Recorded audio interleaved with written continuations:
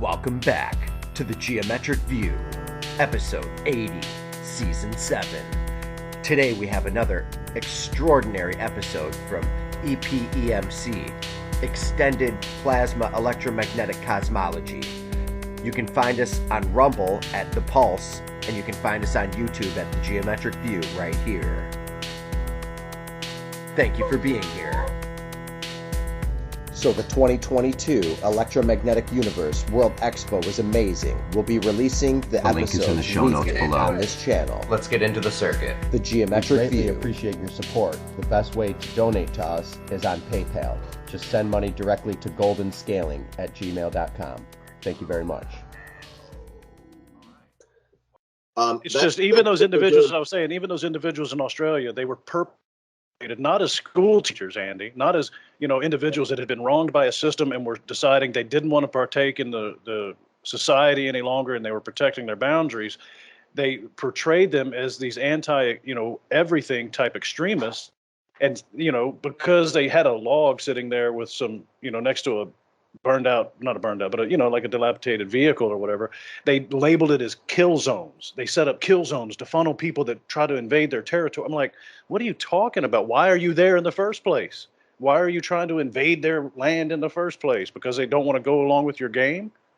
And that's the problem, is the way that even if you do try to take one step in any direction to make any kind of actual physical difference in any shape, way, or form against this flow that they have perpetrated, you immediately get labeled into these categories of just evil. And that's what the problem is. It's such an upside down flow that to go against it and try to be a light, you immediately get perpetrated as the opposite of that through their mechanisms that are artificial. All right. I have two questions for you then. A, how do I get away with all the things that I do if they have so much control over me? And B, what would you actually propose to do? Because as far as I can tell, the best victory is winning despite. I mean, Jim Rohn said this. He said, don't wish it were easier, wish you were better. And if my position is always improving and always getting better, then they're only just going to get frustrated and become haters. And the children will see who the haters are. It's becoming very clear to the children who the haters are. Very clear. But Ramon, why would they be interested? Why would they, I'll use that they, because I don't really know who they are. Why would they be interested in pulling Ramon down? If you understand, like what I'm getting at is there, from what I understand, you help more people than you don't help.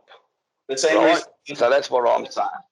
the same extra way they're interested in pulling Buddy down, because we're introducing the world to quote novel ideas. We're putting it together in ways we've seen other people who were geniuses, but they worked apart, and then we put them together and make a coherent story. And it's not something that the system approves of or wants. And if anything, slowly, bit by bit, I'm making my way into their system. I had full access before, or at least, above top secret access. And now I have whatever growing access I have now. The secret is how to increase the ability to get more access. Their obsession with power will be their downfall, because power has rules. I want to say and point out that sort of what Jonathan was talking about earlier is how easy it is to make people into bad guys, and to have all the children believe that those people are bad. They're doing it currently in our political state. They've been doing it for a while, but really it started at the end of Obama and then during Trump. Well, Obama and Trump, where they started calling just regular patriots, which they banned the word patriot. You can't say patriot. It's a bad thing now. And they group all of the people into one pool and call them all terrorists. Anybody who voted for Trump is a terrorist. That's what happened this last round. They're still calling them terrorists, but now they're calling them QAnon, terrorists, radical right wing, whatever they want to call them. This is convincing the children that patriotic duties and to be a patriot is a bad thing, which used to be a good thing. That's what this country was founded on. It's just we're observing the inversion of everything that's happening right now. And it's not hard to convince the children, who are our future, that the patriots are the bad ones. All they have to say is look at Donald Trump. Look at what Donald Trump believers are saying. They show two radical people saying it, and then the kids are totally against Trump. And they might not be for Biden, but kids naturally rebel. That's the natural motion of kids, is to rebel against their parents' beliefs, no matter what their parents believe. And Ramon, I understand what you're saying is that you can't beat them. We got to join them in terms of the system itself. We can't turn the system around overnight. So we have to have patience. We have to endure the long fight and all these things. But the problem with that is, and the issue why I get so little patience and I get so frustrated, is because every day people are dying needlessly while we all sit here and talk about how we have to have patience. And every conversation I've ever had says the same thing: patience. Patience in for the what? 80s, For the universe to reset itself? Right. In the 80s, everyone hated fags. Everyone hated gay people. Almost everybody. They used to chain them up to cars and drag them behind cars and kill them like they did with the black people back in the 40s. Guys, now I don't really love the word, and I'm also at my clinic, so I need to put an ixnay on cussing and epithets and things like that because I'm at my clinic. Okay, gotcha. I might have said the F word, but that was just to resonate with them. Like the N word is to resonate with whatever. Anyway, so it's easy. It's easy. We see it time and time again. Desensitization, desensitizing us to certain radical things that were extremely seemed bad, and now they're just in everything that we use. Yeah, but all of that is part of the agenda of the new Cold War and the World War 3.0. The fact that they're winning is what should concern you, not the fact that they exist, not the fact that they want to overthrow. That's all been always there. There's nothing new about it. They were radicals in the 60s and 70s and 80s and 90s, and always they were hoping for these kinds of moments. But note that they've already lost their great platform of Twitter. Now the question is, how do we convert these idiots, who are clearly idiots, into being allies again? Because the enemy is still the New World Order. And you need the other half on your side, or they're going to be who you're fighting just to get there. And plus, there's already the police state that's in the way, protecting the entire thing, the parasite. There's a biofilm around this parasite called the police state. Well, for instance, Ramon, with, say, the New World Order, I think the masses are the view that the people who are the New World Order, that 100 or so people, will destroy themselves along the way. Yeah, and as it progresses. We're already seeing some of that. So the masses are saying, let's keep our heads low and try and survive this blue that these groups of people are going to have amongst themselves. And hopefully we come out the other side. Because in so many ways, the masses see that even though there's masses of them, they technically aren't powerful enough to defeat them or change it, because the group with the power have not only the power of control, but they also have the power of the military as well. And I know people say, oh, in America there's so many million guns, blah, blah, blah. But if you're not a cohesive force, an organised military will soon nail all that to bits. That's what I'm getting at. Well, the one thing that I have the most issue with is the concept of it's almost as if like there's it's hard to explain, but the World Economic Forum pushes this agenda of one common unified government type aspect or whatever the hell it's pushing. And then on the other side, we have the conversations like we're having here now, where the only way to defeat that is to find some form of a unity and to come together all as one. And that's the issue, is that the ultimate answer is we all need to come together underneath the human race. Misconstruing said that shows that you're not. I'm talking about the esoteric, the field of it all, the power behind it. Not to be, in fact, I encourage you, do not become one with these idiots. Don't become one with them. I said ally. I'm not. I'm saying, all right, I hear you. So, in a community, how do you kind of have a common goal with individuals that have multiple different, versions and visions and aspects of reality, have a common goal with all of them, and then not also share that same common goal with what the WEF is trying to do? That's the same common goal as far as the power of P is concerned. No, you win them to your side. You don't win them to their side. That's called boundaries. Right, but at the end of the day, the result is the same. We're all united underneath one big giant umbrella, and that's the fear that everybody is sharing. Yeah, no, I don't see that. So if my neighbor who walks along and he hates Trump, I see him out walking every day, if I do him a kindness, and then something happens and, I need allies, and then he repays the kindness, that doesn't mean that I've joined the World Economic Forum.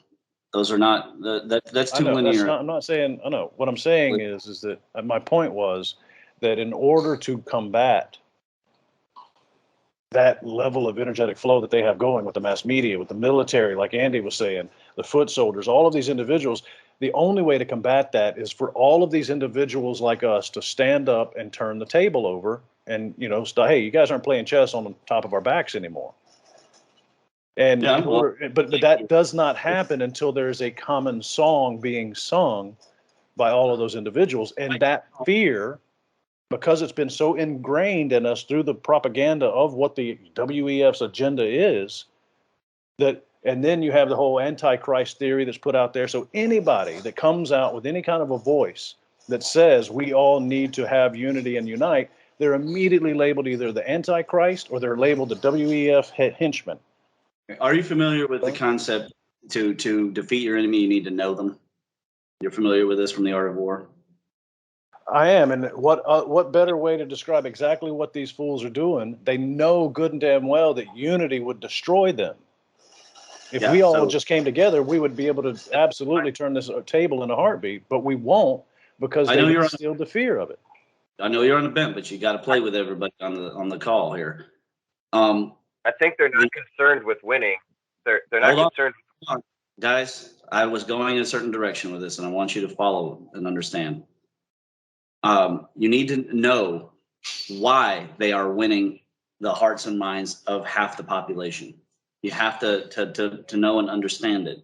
It doesn't mean that you have to agree with it. It doesn't mean that you have to believe it. It's a lot of bull crap and people blaming other people and their immutable characteristics for their own internal problems in their life, and instead of blaming the system. But if you understand them, you can talk with them. If you can talk with them, you can change them. And then you become changed too. But you can change them through influence. It's called, the Buddhist concept is called being a friend in the orchid room. If you attack only, especially when the song on the other side, the patriotic song, is itself currently corrupted with a number of people who are nationalists, not patriots. They think that they're patriots by being nationalists, and that is not accurate. That song has to be fixed, or it won't sell. It won't sell to the other half, right? Because they fear. They fear the side that has that that justification and that moral edge. So they invent their own moral supremacy. And they have a lot of unearned moral supremacy. But you can't go through them and then go through a police state and then go through a deep state and then go through a new world order. You won't make it. You just won't. So you have to roll them up. And that starts with an individual dedication, a relentless dedication of dialogue and debate. Sometimes you attack. That depends on, do they act with good faith or do they not act with good faith? When they don't act with good faith, point it out. Ridicule. Bring them down. I don't care. Drag them through the digital streets. Kick them while they're down. You know, you got to do what you got to do because the audience is watching. It's important. Every individual case is important. And, for example, when I found out that Cluck couldn't be turned, then I just turned it to a demoralization campaign. I taught him Yuri whether he wanted to learn it or not. I taught him Yuri Bezmenov. I demoralized him and then I normalized it. Well, and then finally, he revealed he was a fascist. So there you go. There is examples where people have gone their own way and the government have acquiesced and just been like, okay, fine, do what you want. There's nothing we can do about it. The people that I think of is the Amish people, the Mennonites. These groups are relatively new, but the government just lets them do what they need to do. They're not stopping them. I find that incredible. And let's look at other examples where, yeah, Sandy. Buddy, they are starting to work on them because I was reading recently where they've started to pick off individual Amish people with the way they sell their food to people, saying it is outside the law because this food you can't prove. It's, so you can't put a label on it. It's only got this many calories or that vitamins or whatever. So that they are starting to work on those people. And the other thing they're using to work on them is the banking and the taxation system. Right. Yeah. So those people we might think they're living still their relatively free, open life with their beliefs. But behind the scenes there's a lot of pressure being put on them to start conforming to the big corporate system. And that's exactly the reason what I was trying to say yesterday during the call in the terms of balance. It's like almost as if the controllers allowed all of these different denominations of churches to be established and set up in order to maintain the concept for each individual at a low level to experience love and have community and, have some sense of this feeling in order to keep and ensure that things didn't get too far out of whack too quickly. But like Ramon's saying, the battle is being lost. We're losing this overarching battle in a grand scheme of things because we allowed all of these individual churches to be monopolized and materialized. And then now they're going after the ones that they did allow, like the Amish, buddy, that have set up and established themselves for years in certain locations. But now they're being slowly bottled in. And even when they were allowed only within certain parameters. And that's the problem. Right. Now let's take this idea. Because I'm trying to come up with a solution here to go against how the government is treating groups worldwide, and how to break away and become our own like little civilization where an anarchist little colony. I know for a fact that in Canada there is an anarchist colony. Most countries have at least 1 to 3 of these anarchist colonies where there's nothing that the police can do. They can continue to try to stop it, but there's almost nothing that the police can do because these it's not worth their time, not worth their forces, not worth their money, not worth anything, no expenditure. So they let these places run. I want to say it's in Vancouver. I can't remember exactly where. It's out by the West Coast, by Seattle. America has one and Canada has one out there. and it's a hippie commune, a hippie refuge. Tying hippies directly to anarchists and artists directly to anarchists is my worldview. They're breaking away from civilization and starting to do things on your own, and fuck the rules.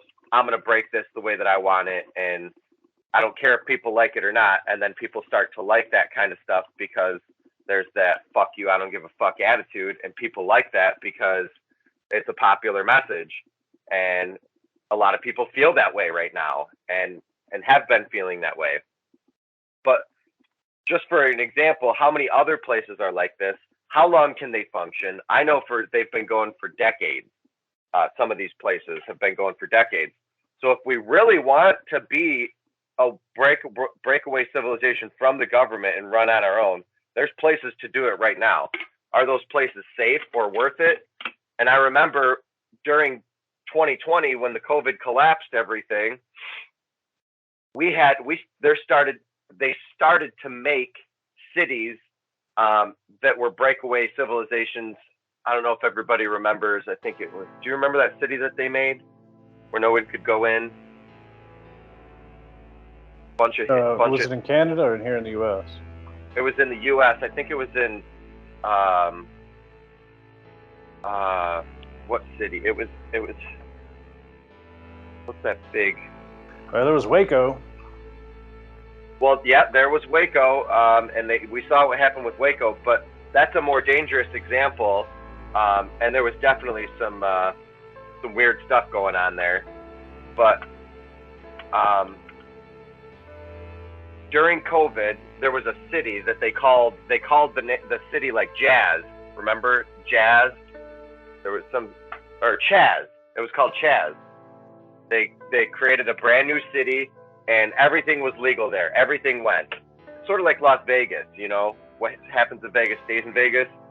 So there are places like this. That's my point. So we're not completely boxed in. And there will be more places like this. When the government tries to squeeze again, there will be more cities like Chaz that pop up out of nowhere, and people defend it. And you can do whatever you want in the city. I think people were staying up all night and just partying nonstop with guns in their hand, walking around. We don't want it fully anarchist, you know. Well, because I know, and I remember that whole scenario. I thought it was in downtown Seattle, if I'm not mistaken, wasn't it? That's what it was. Yeah, and what occurred was that after a certain period of time, because they didn't have access to any of the resources to remove trash, sewage, plumbing, any of those things that society offers it because it exists, they didn't have access to any of those because they chose to break away. And so as a result, everything just started piling up and everything became very decrepit very fast. And that led to, everybody being discouraged and then it just falling completely apart. And that's the issue. I don't know that breaking away from the society and ignoring all the advancement humanity has made to this point is the answer either. And that's what bothers me, I think, a lot is we're given the option of, well, if you don't like it, you have to either, if you can't beat them, join them, or go, piss off into the woods somewhere and learn how to be a farmer. Why is that my only other option in the world? And that's what drives me insane. Yeah. It's the Social Security thing. You can't get away with doing anything without a Social Security number. Right. And then eventually they'll come and knock on your door like Andy was saying with the Amish. They'll rope you in, cattle you up, box you in, and then start taxing that location or taxing that property or applying certain pressures or licensing requirements in order to even communicate or exist to or in with the outside world in any way. Yep. It's happened time and time and time again. And let's try to name some places that this actually worked for decades. Because that would be like an ideal for a lot of people out there. That would be ideal. And let me tell you this: working out on a farm with you and your loved one, just two people, is going to be really hard to try to sustain yourself and build a sustainable environment. I'll tell you what, damn near impossible, and you're going to be working your ass off the entire time. If not, you're going to be foraging the entire time to build up meals. Especially if you got a little one, you're going to be building up. Your whole time is not. You're not going to have any free time anymore. The whole idea of everything in America right now is it's all free time. We don't have to make food. We don't have to do anything. It's all fast. Give it to me now.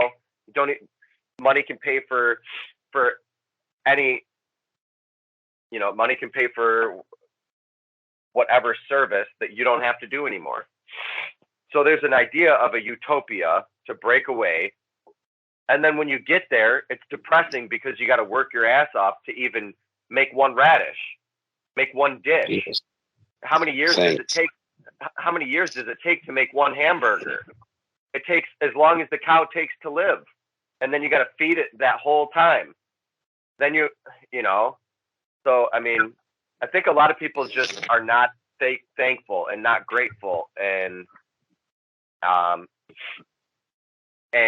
sure, it's fucked up a little bit here, a little bit there, but it's a lot better than It's a lot better than living in 1841, where you're on the backhoe and you have to take care of your farm animals that are dying and sick.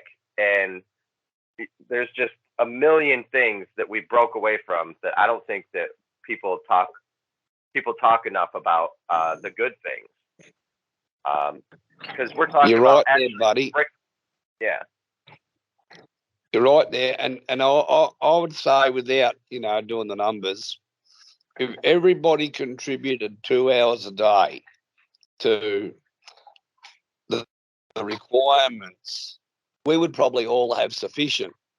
The issue we have now is we have a lot of people contributing virtually nothing, and then we have the group of people that are contributing a huge amount of their lifetime to produce for the ones that don't really contribute, or the ones that are controlling. And what you're saying is right. For you to go out and become self-sufficient away from our normal society, my view is you'd need a group of 20 to 25 people so you can share the workload. Because if you look at what they call prepping in the US, if you're going to be growing your own food self-sufficiently and processing it so that it keeps during the winter and all that, that takes a lot of time. That takes a lot of your time.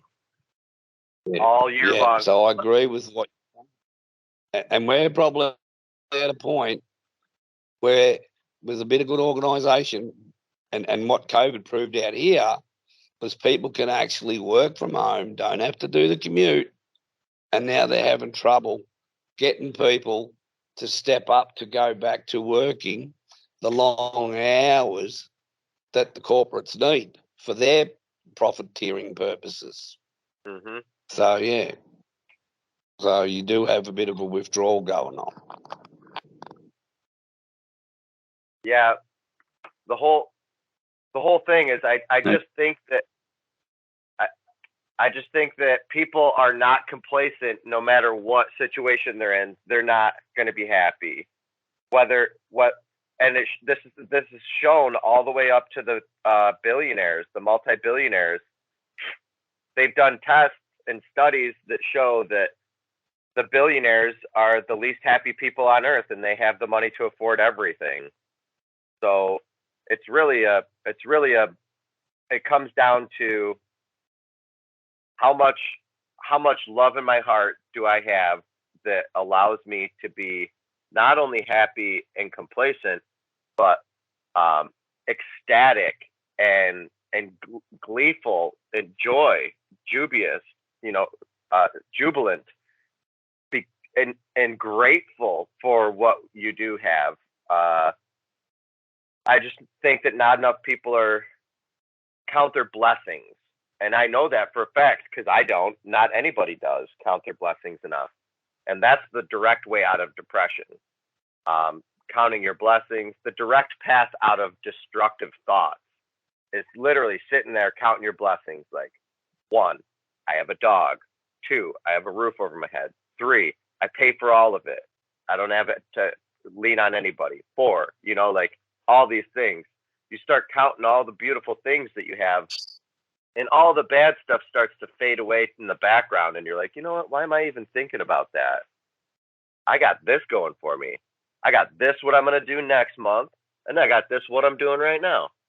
Like, okay. At least we don't have to like think in 5-year increments of, well, I got to get this cattle to a fat enough point to where I got to kill it in 5 years. Then after 5 years, I'll be able to afford a rake and a backhoe. You know, like we forget how good we have it all the time. And I'm sure we've done this constantly throughout history. So I agree with what you're saying. I want to point out, I found this diagram that I've shared the other day here. I made this diagram back in 2016, and I found it the other day, and I think it's appropriate to post. So I took a picture. Essentially, what it shows is the concept that I was trying to talk about many months ago with the detheric bubble potentially popping. Now that the vibrations are separating out, that we're in this Liang-Yi state, the vacuum that is between people in terms of understanding, in terms of seeing eye to eye and heart to heart, families not touching each other and not talking to each other, over time, toxicity and various bad things will enter into that, and the pressure will continue to increase. And I think that that's a lot of what people are sensing. The probability is high that chaos will find a way to get that karma to come home to roost. And when it hits that bubble, it's going to pop. There's going to be a release. It's important to reduce your karmic outflows so that you have less likelihood of individuals who want to come and revisit their vengeances upon you at that time. And it's not a bad time to be working on the self. If you can't fix society, it's not a bad time to be working on yourself, to be improving yourself. The only way that we can make a situation better is to be the healthiest person that we can be. I think that's what Buddy is trying to say, is that be the healthiest person you can be and be in love with life and in love with the blessings you have. Because from that state, lots of solutions seem to present themselves. They're not as direct, they're not as forceful, but they are probably less likely to create more toxicity and put more bad things into the bubble, because that bubble will pop. We don't know when it'll pop. It might even be starting to rupture. I mentioned this before, that it's possible that these gaseous bubbles get so large, like take the dollar, for example, that as it's rupturing, it still has enough pressure holding up this area of the whoopee cushion over here that keeps the floating castle or floating island up. But on the other end, it's exploding out the side in war. And it's quite possible that this toxic bubble that is existing within our society will get a lot more pressure, and then it will get so the edge of it, the surface tension of it, will get so thin that almost anything could pop it. You know, like the proverbial butterfly could land on this thing and set it off. It could be a tweet.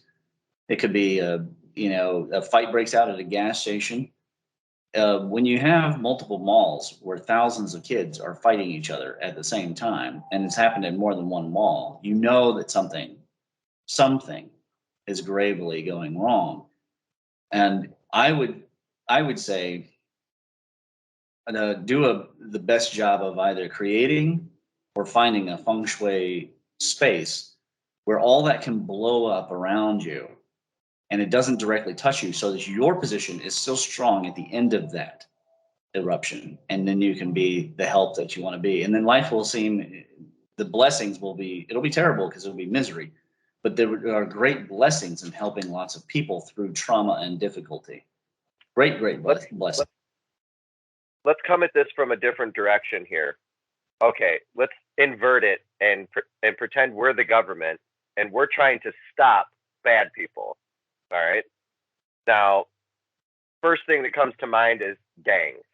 One of the first things that comes to mind is gangs, drug lords, whatever. So how do we stop? If I'm the government, how do I stop the Crips or the Bloods. All right, I'm going to tell you one thing right now. That's not going to happen, period. So unless you have incels and you put people in there, to try to divide it, you got to get, what are they called? Your secret men in there, your informants.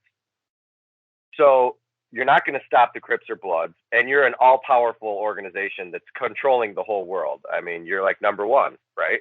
Americans, number one, the American Army, maybe number two to China. So they can't even stop these people. So there is resistances that will continue to go on no matter what. Hold on, go ahead. I'm sorry. I can answer to that, though. They can't stop these people. They become these people, and then they overtake the organizations and then continue to run it, is how it happens. So that's how you can take over your enemy. And that's like Art of War 101, is infiltrate the church or infiltrate the place that you're trying to occupy, and then dismantle it and control it yourself. And then without anybody knowing in the congregation. See, okay, you said flip it on its head and have a discussion about, if we were supposedly truly making decisions on these things, how to go about it. And I think if you addressed the first, you identified the gangs being one of the first issues you'd want to address, right? Yeah. Well, why not take a different approach of empowerment? Why not? The only reason why these gangs exist and these drug lords do the things that they do is because of the concept of lack. Individuals need money, they need resources, so they go and they form these organizations and these groups in order to maintain power, in order to gain more resources. Give everybody resources, man. Give them unlimited access to funds and monetary benefits, and then all of a sudden that goes away. They can still maintain their power structures and their internal grouping and territory and all of these things, but now they no longer need to commit crimes because they don't need the resources that they're going out committing the crimes for. Then they can police their own neighborhoods and their own cultures and their own people based upon the concept of the opposite of lack. And that's what the biggest issue is that everybody sitting here on this conversation, everybody out there in the world, the main motivation for them is this concept of lack. They don't have what they need. It's why slavery worked. It's why empowerment of these different bloodlines has worked for so long. The church worked for so long. It's always been based upon resources and the ability to generate them. Period. Nothing more.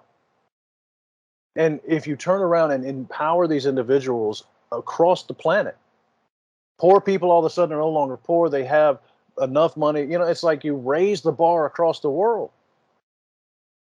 Give everybody access to the funds that they need, and they can make the decision whether or not they go in and take, this money and go do whatever it is they choose to do. And if they choose to go and shoot up tons of heroin and pass out in the street, man, that's unfortunate, but that society of that community should deal with that in the way that they see fit in that community and that society. But Jonathan, that's what they're trying to do. They see that. That's a good observation. That's what the government's trying to do already with universal basic income, UBI. They're trying to get. They're trying to hook people up, but they know by getting people hooked up and hooked on UBI that it's an IV that they sit there and just expect the money and just use it for whatever anyway. That's a different story. I think that's a different thing that I'm suggesting. What I'm suggesting is a different concept than what you're saying there with the universal basic income. I'm not saying that we allow have a government system that acts as a parent for these people, that hands them a check every month and you only can spend this much each month and that's it. No, I'm talking here. You have access. This bank is now established and you can go in, do the whatever process or paperwork's required, show whatever business forthright you want to show, what it is you want to do, provide at least some basic minimum explanation of what you're going to do and justify the costing. And then here you go, and go do that. And if you fail, that's unfortunate. You failed, but that's on you, individual responsibility. But instead of doing that, we have, you guys watched the movie The Big Short. We have predatory behavior at the top level instead of the benevolent behavior. And that's the issue. is you have these individuals writing predatory loans, trapping these people into basic indentured servitude with rates they didn't understand, contracts they didn't even care about. They didn't qualify for the loans based upon the parameters that were set forth by the banks to be able to justify the interest rates and the profits that they made from them to begin with. And that's what caused this entire backlash. It's the predatory behavior at the highest of levels that is filtered down to these gangs and these organizations. So if we truly, you honestly want to make a difference, we have to. There is no choice. The entire group, every single person that is in current sitting office has to be, sorry for the language, frickin' removed, period. No questions asked. And the good ones, sorry, fella, the baby is going out with the bathwater. You have to be removed, and everybody has to be replaced across the board overnight, period. That's the only way to solve any kind of an issue if you really want to make a difference. And then those individuals that get into power have to have the mindset like what you're talking about, buddy, what we've been talking about on this phone. We have to have the same kind of mindset of humanity is going to do better and be better, not being predatory.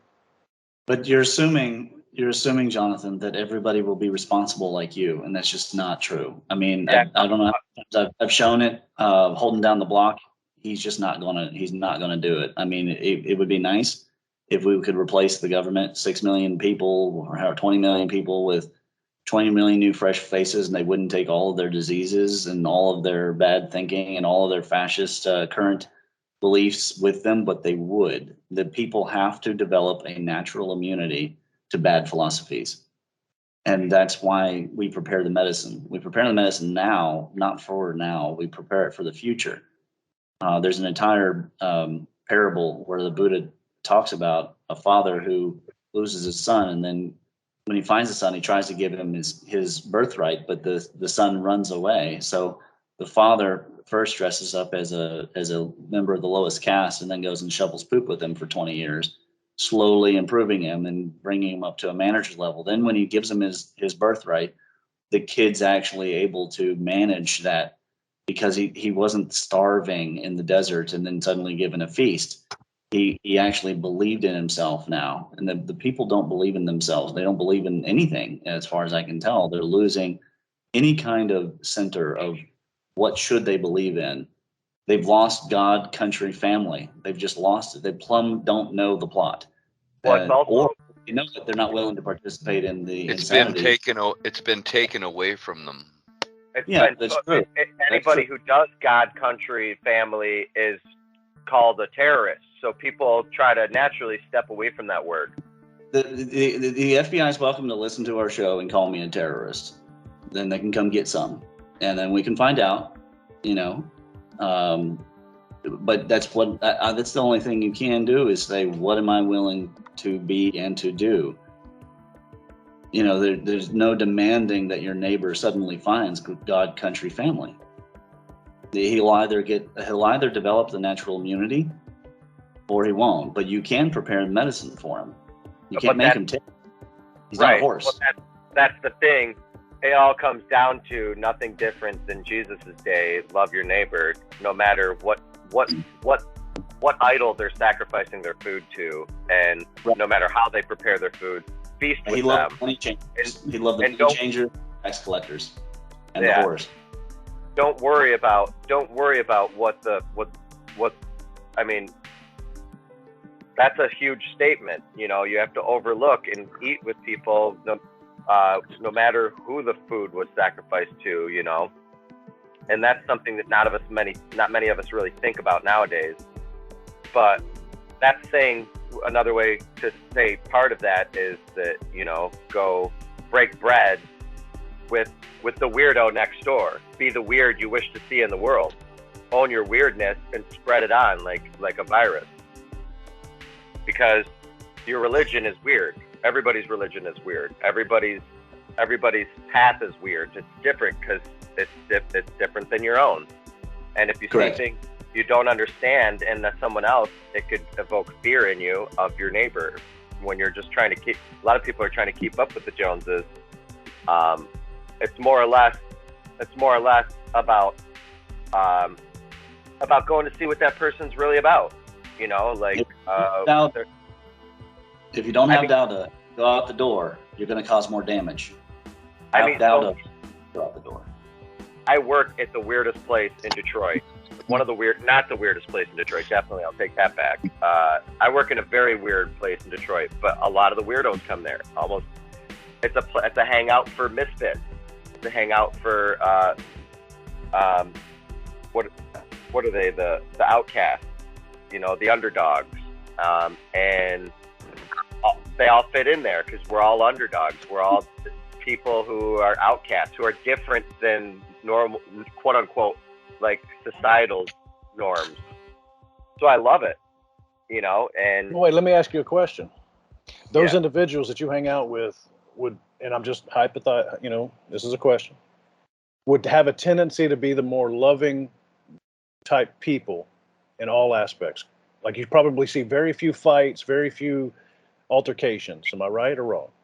you're 100% on. There's So no weird stuff that ever happens here. right, and so sorry, man. I just wanted to make a quick point. The issue that I have with it is that we have made those individuals, society, the system, has made those individuals the outcasts, where empowering and placing into positions of authority the exact opposite of those type individuals. And those type individuals that have no empathy, that have no care for humanity, that only look out for themselves, got to get me minds, are the only ones that are rewarded within this system because of the parameters that these POSs and the individual secret societies and different groups have funneled and set in place for humanity. And that's the issue. That's the problem. Is the outliers have been made outliers because of the concept of love, and it is absolutely a travesty. Yeah. You know, I got a bit of a thing. This all goes back to, started with the Crimean War back in the 1850s, 60s, World War One, World War Two. And I had a neighbour when I was in my 20s who jumped out of a plane on D-Day, and we'd sit down and I ended up doing a lot of things with him. He was fairly old, but over the course of conversations, I asked him a lot of questions because he was in the fall of Singapore. And at the time, in the press, there was a lot of, they ran away. And I asked him and he said, you're not much good in a war if you're in a prison camp. And then the D-Day and going through Germany and that. And I said to him, well, when was the change? He said, when the Germans lost Stalingrad, we knew eventually we could win. We just didn't know the cost, right? And I've always remembered, I said, well, why were we able to? And his answer was because Churchill and Stalin were more ruthless than the Germans could ever be. And this is what the whole thing is since then, in a lot of ways, it's like we feel guilty, if you can understand my meaning in that. So now guilt. we're not prepared. Yeah, that could be true, buddy. We have this guilt thing about the fact that we can be so ruthless instead of then using and continuing it for a betterment of everybody. So if you look in our countries, the 1950s seemed to be a big change, a lot of energy, a lot of things happening. And then in the 60s, it started to get messy. Now, as far as drugs go, I have disputes with people all the time. My argument is let them take what they want. Be ruthless. Let them die if they want to shoot themselves up. Guess what? The generation after them will see that and they'll go, you don't touch this stuff. But while we're trying to nursemaid them all, we're not putting out there the consequences of using these things. So the consequences of using these things are brilliant math, new computers, fractal patterns, and LSD came out relatively right around the exact same time, which is something that I experienced as a kid. As I think I was around 12, and I tripped out I tripped out and I saw geometry, the fractal patterns, intense visuals of everything. All the organic matter was all fractal patterns. But I want to say to that, in all honesty, that a lot of times the reason for that is because we as a species, as humanity, have been held back from our true capabilities through these different type, poison the food, poison the water, DDTs, good for you, all of these different, the crap that we're in basically exposed to has limited over time our ability. It's obvious, I think, that, we as human beings would have a higher level of capability if we were able to unlock further levels of the junk DNA, that they call it junk DNA, which is, I think, propaganda in itself. I think it must be where the good, if they call it junk DNA, it must be where the good stuff is. It's got to be where the good stuff is. And then you hear, there's certain monks and religions that will beat themselves and inflict high levels of pain, and breathing exercises and meditation and fasting all combined to be able to have even greater and more euphoric experiences than what you've described by taking a square of paper or a drop of liquid or eating a bunch of mushrooms. They would have a different type or even a further and heavier one experience. So I think, again, it goes back to, the use of drugs is one thing to achieve certain, concepts artistically and to be able to break through certain paradigms that we're currently are existing within. It's the, obvious misuse of it. And then, the synthetic crap that they create in bathtubs is, it's just as bad as the pharmaceutical industry, except it's worse. So I don't know. I don't know the point that I'm making there, other than if we as humans, I understand the point. We're unlocking further levels of our true potential, then I don't think, I think just holistically and as a individual, each individual won't have that need. As a young man, having the need to disassociate from the society that we know and feel in our core is bad, and not, something's just not right. And so you find methodologies to be able to disassociate from it, or at least experience what we know to be truth. I think that's a lot of what, at least my personal experiences, was always seeking more of the reality of the world with which we exist and the truth of this realm. And that was my driving purpose behind ever trying any of these different drugs. But if we are presented with the truth and we don't have that driving need from a very young age, because the truth is there and we're acting and living in harmony and pushing forward inside of the truth of this world, instead of it being hidden and lied to and manipulated and controlled by hidden hand and different groups, you won't even have the need or the drive. I firmly believe that. Nor the desire. I firmly believe that.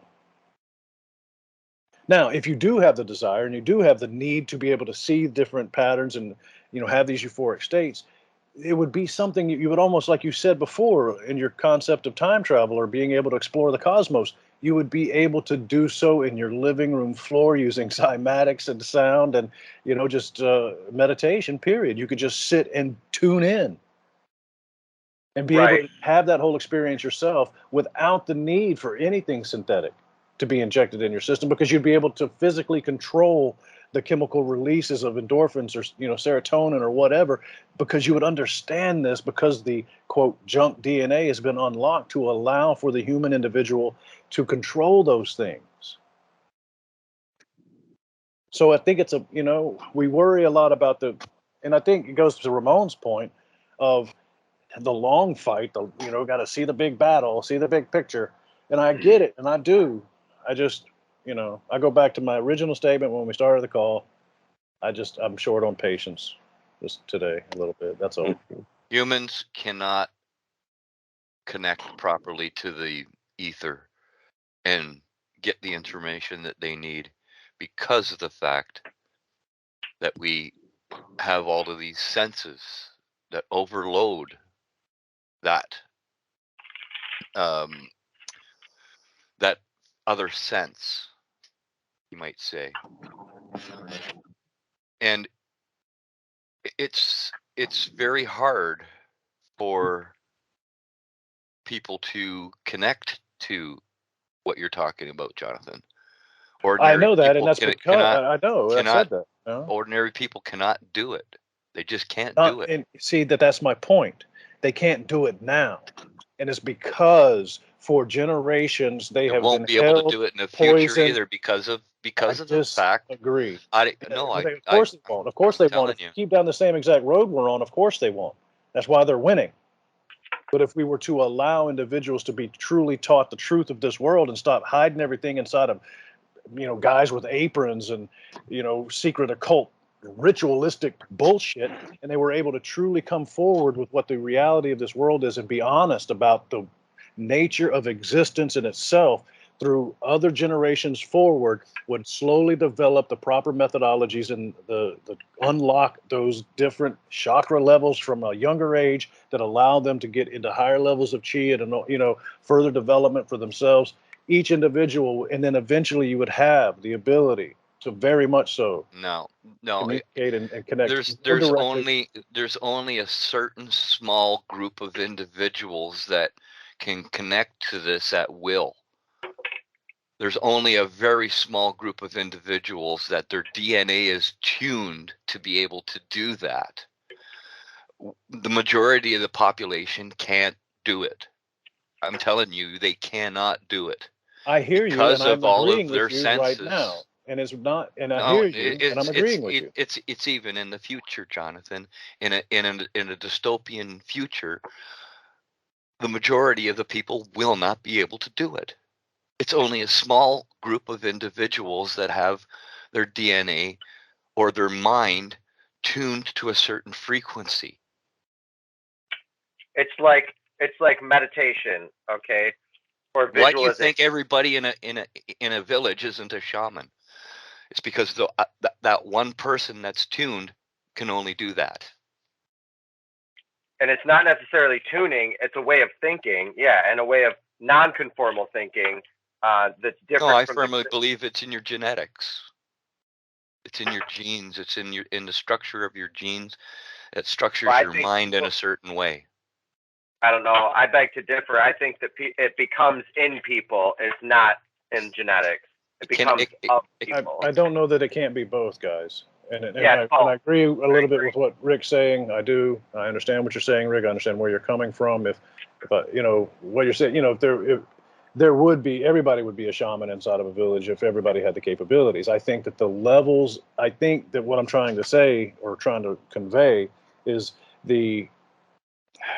through the process of basic natural desires that come in based upon your, DNA makeup or your personality when you do come into the world, an individual will be prone to want more to be a hunter or want to be a farmer or want to connect with the plants more or want to connect with the industrial society or be somebody that's a blacksmith or whatever. They have that prone type innate, that's an innate thing for them.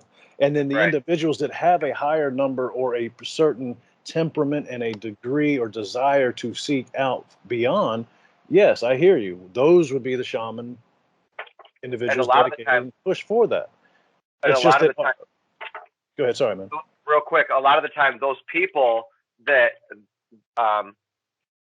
don't do what the normal people do often have a calling from God, and they do weird things that are different from everybody else in the village, and because they have a calling from God, because they literally they change, they do something different than everybody, and everybody's watching them, and they're looking at them like, what's going on? I don't know, maybe something right with that boy. But then they find out, oh wait, no, that guy's got a calling, like something's happening with him and us as a village.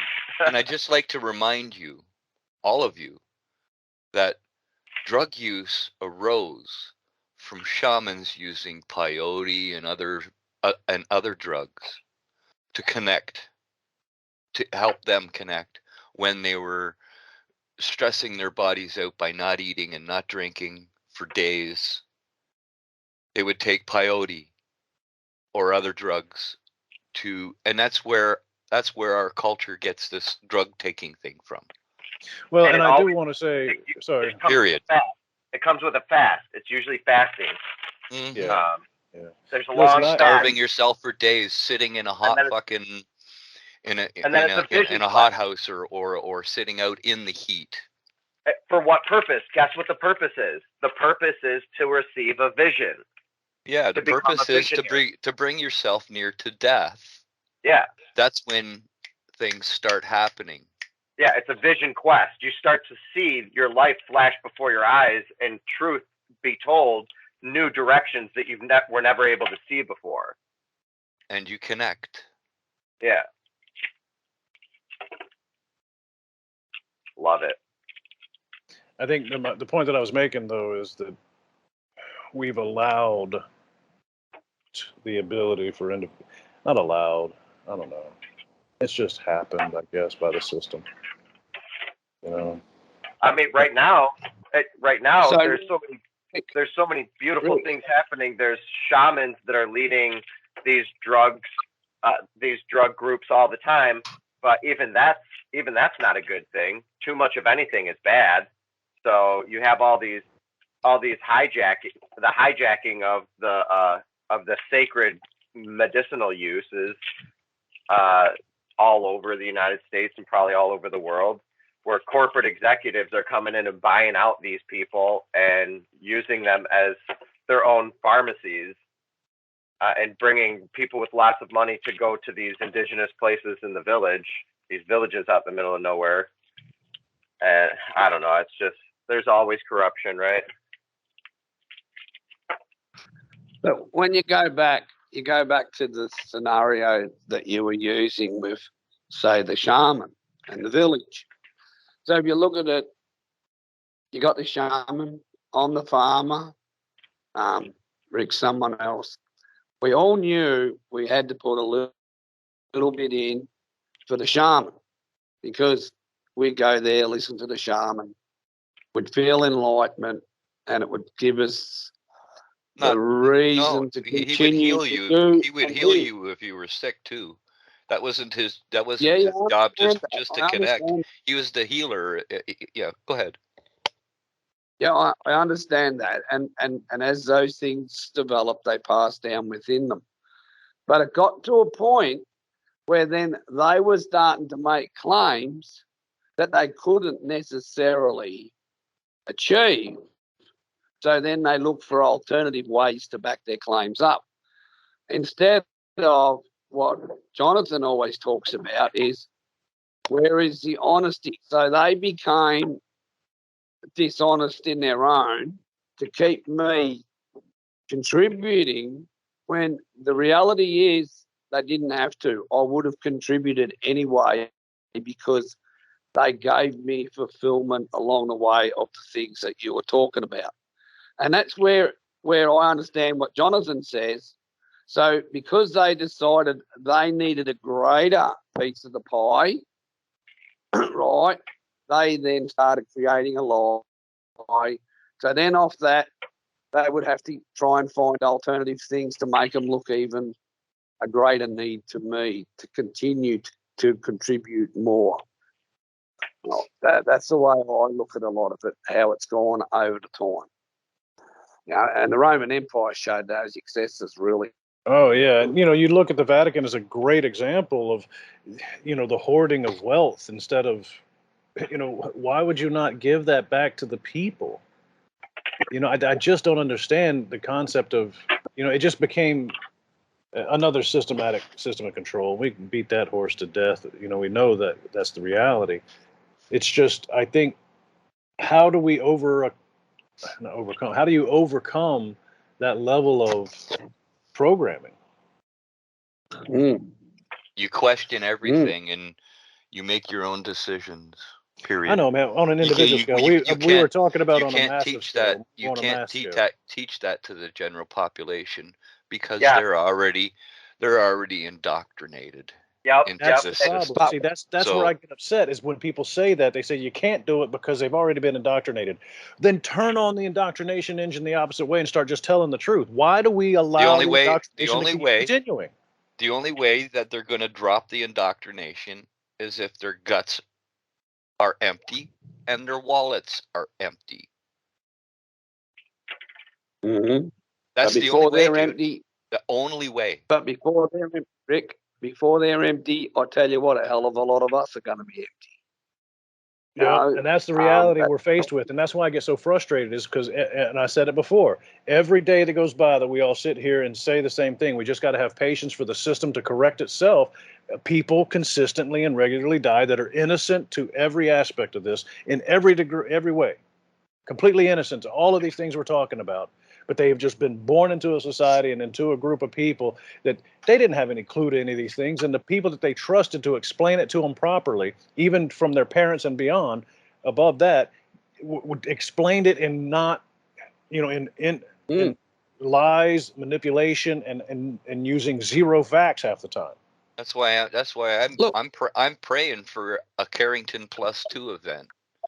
Aren't we all? So that it resets everything. Everything gets wiped out, and people can start thinking for themselves. I think every prepper has that feel a little bit in their heart. When's the event coming? Let's go! Hoorah! Oh yeah, when you look absolutely. at it, we're us as a group, we are still in a relatively good situation in that we live in locations where we can still have these forms of conversations. There's a lot of the world where people were having conversations like we're having, they would be in a big pickle. And that's one of the great things what Buddy went back to before about we often forget that we do live in a relatively good system, but what we got to do is try to find ways of enhancing it and continuing that side of it and not getting trapped into the oppressive side. Get rid of the banksters. Here's an interesting Thucydides trap. As the rest of the world and groups of people limit themselves, they're going to claim that what we're doing right now is our privilege. And of course, nothing them from doing it either, or from not demanding, except for various philosophical traditions go back thousands of years, whether they're Asiatic or Marxist or Malthusian, all trace their bloodlines back to divine right to rule and that tribalistic bent towards believing that you should have the right to tell your neighbor what he thinks and what he says and what he does. And that's the difference between Americanism and the ideals of classical liberalism versus what's happening around the world. Now, as they limit themselves, they're going to look on with jealousy and anger, and we have to be prepared to say no, and that means meeting force with force when necessary. But if you utilize that privilege now to go out and try and give democracy to Iraq, for example, that isn't going to work either. We've now got thorough data on that. You can't give democracy to Afghanistan or to Iraq. They've got to develop it for themselves. And the one thing they didn't have in general was Christ. They didn't have that mentality of freedom and at the base. It's not just that the West was industrialized or that the West colonized or that the West explored or that the West had the scientific revolution. It was that there was a philosophical basis for this alchemy that occurred in the West, and that is what they hate, and that is what they want to destroy.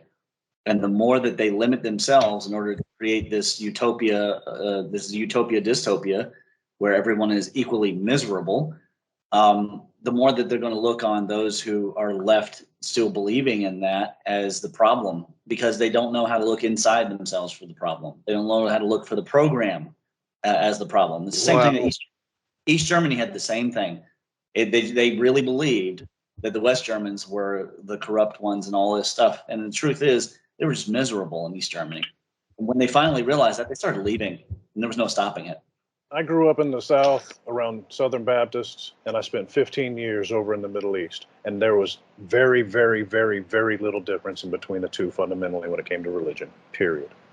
Well, yeah, but I'm not talking about now. I'm talking about in the 1700s, talking about the 1700s, difference in how things ended up opening up in the West versus how they were in the East. Well, you said it's the Middle East hate Christ. They didn't have Christ, and therefore they want to destroy all of us or whatever, something along those lines. I'm paraphrasing. Once again, it's like I'm saying A, B, C, and you're hearing 1, 2, 5. I don't know.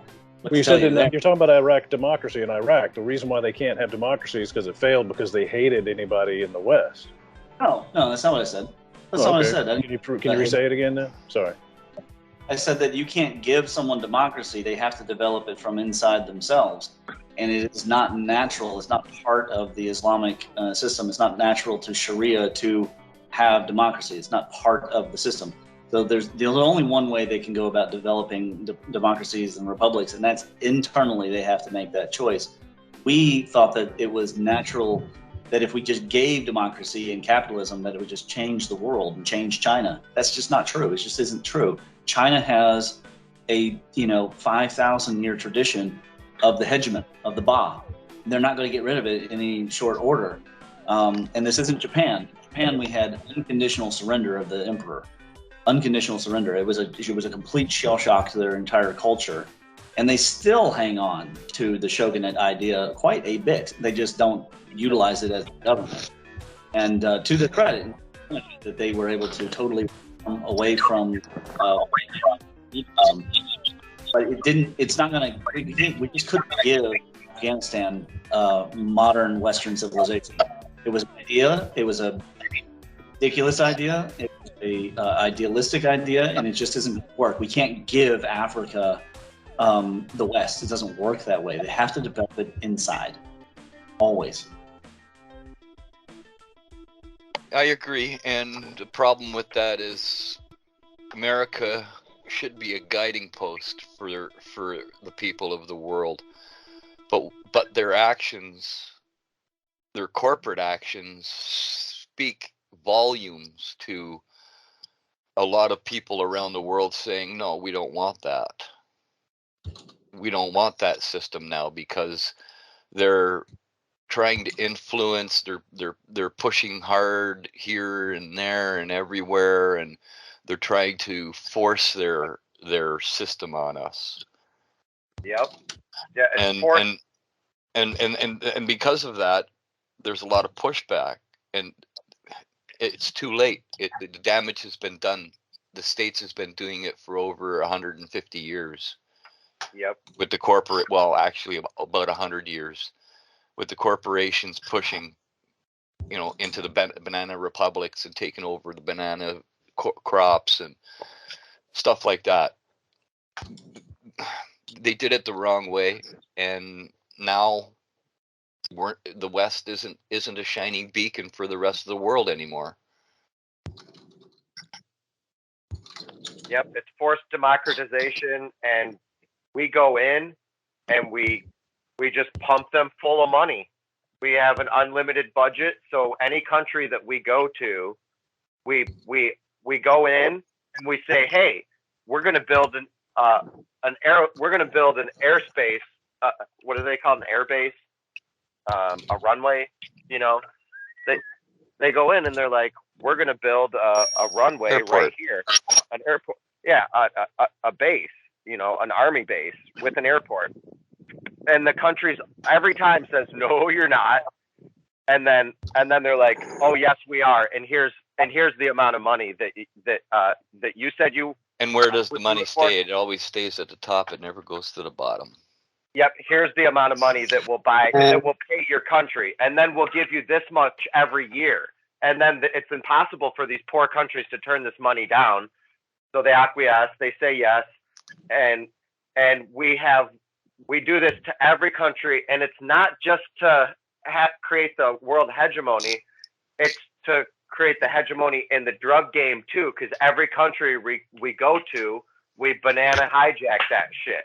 We banana republic hijack that shit. It's not just like the poppy fields in Afghanistan. Every single time, it's not about war. It's not about trying to decentralize or break up this bad guy that we invented.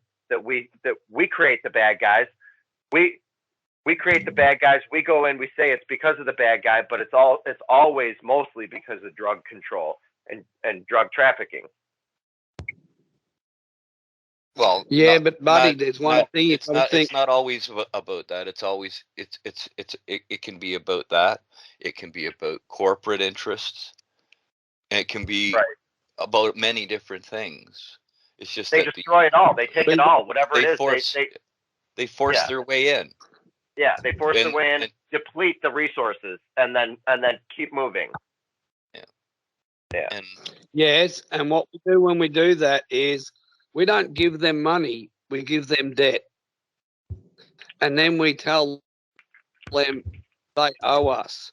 And we gave them a lot. make decisions, get them to a point that they can never get off it. And that's the big issue. So it's the financial system. Yeah. It's the financial system that needs to be dismantled. Yeah, we're Santa Claus, but what everybody forgets is somebody's got to pay for Santa Claus. If you dismantle the financial system, guys, I used to be the in the Fed guy. If you do dismantle that, grandmas is going to die. Grandmas and grandpas. No. Keep the money. You just dismantle the fiat system. That doesn't that makes no sense. But how do you grow it? Everything is fiat. But how do you grow it? You can't get rid of fiat. The United States before 1910 was not fiat. Yeah, but and they were doing really well. You can't go backwards in time. I mean, you can delete the Fed. You can legislate the Fed out of existence. Okay, so you're talking about slowly changing and getting the people off of. It's sort of like giving someone on methadone so they get off of heroin, right? No, you keep the money system, but you just delete the interest system, the fiat system that it's all that we use the money for, the creation of money out of nothing. You delete that system and you back it with gold. You go back to the old way. Yeah, telling you that there would be shrinkage. Take the banksters out of the equation. That's what I don't mind necessarily doing it myself because I'll live. Unfortunately for me, I scored 9 points lower than Sergeant Slaughter on my new inventory for Mess 41, but I still scored a 290, so I feel pretty good. The question is, how would everybody else do? I don't suspect they will do very well in a massive shrinkage. And that is a very. But I'm arguing it wouldn't be a massive shrinkage if we just deleted the need for interest.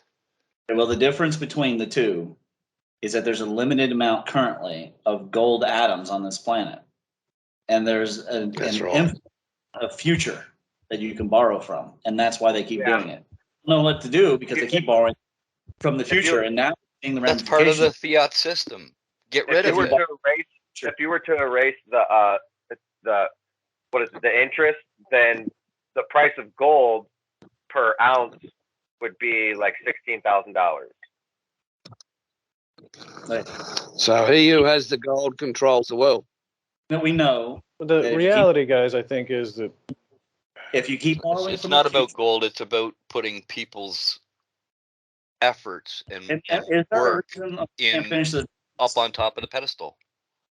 If you keep borrowing from the future, you know what will happen. The people will get fat and they will lose their retirements, and the age of the population will start to shrink instead of increase. So we know that can't go on, but we also know that there's a limited number of gold atoms on the planet currently. So neither system is long-term viable. You've got to find a new thing. It's got to be actual. The entire state of Qatar was built on the concept of futures based on liquid natural gas or methane. So I guess in a country by country type concept, why can't you go to the country, identify its most highest level GD, whatever item it is that it can produce at the most capable level, and then say, now that's your currency.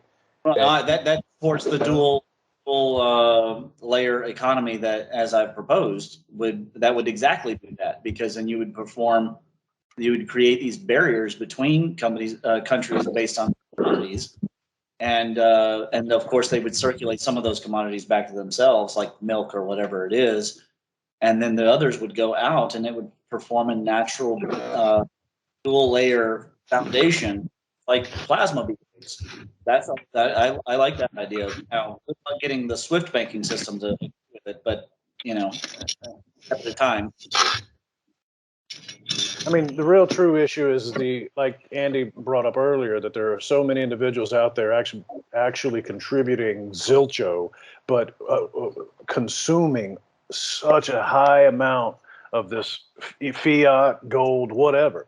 They're based on the inherited wealth, based on the concept of futures. They're just sucking on the teat on a regular, massive basis, and they've done so through the manipulation of this negative field of energy. And until those individuals, and that's my thing. If you want to truly unlock fiat and go back, like Rick was saying, to a more standardized version of what a monetary, promissory note is actually worth, put it to some tangible good of some form, you cannot do that until we hold individuals accountable that have been stealing from these nations and sticking them in coffers of their own making for generations. And I'm not saying we have to go in and take generational wealth away from people, but there's something has to happen. Something has to happen.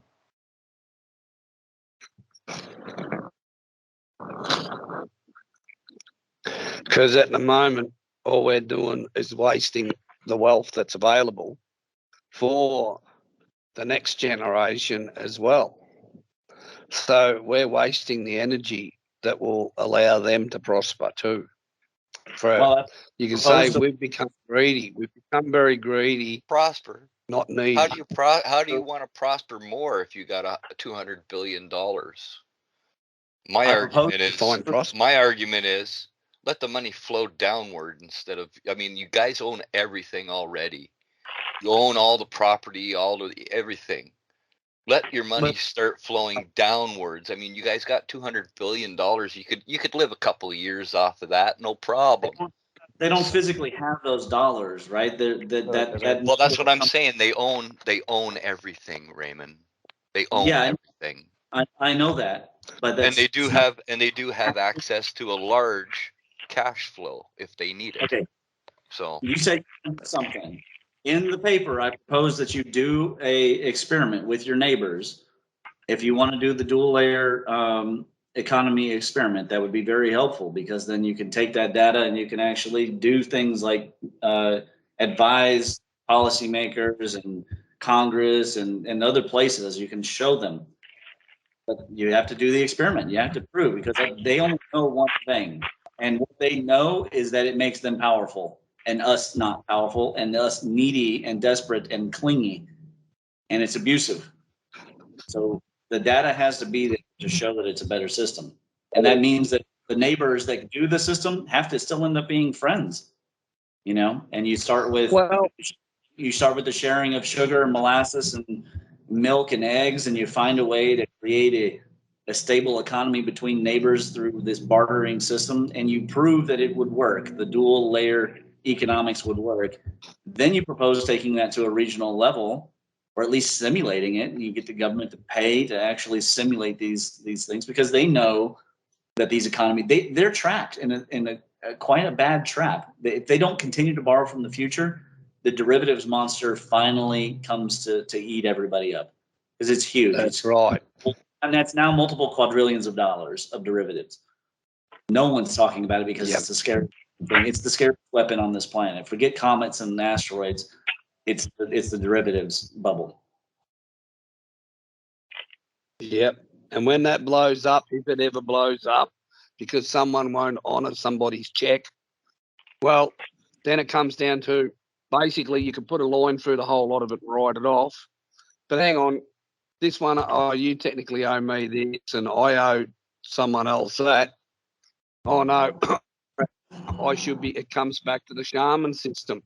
how much more is the shaman worth than the people in the community that are producing all the other things that the shaman also requires? And that's where the big issue comes to.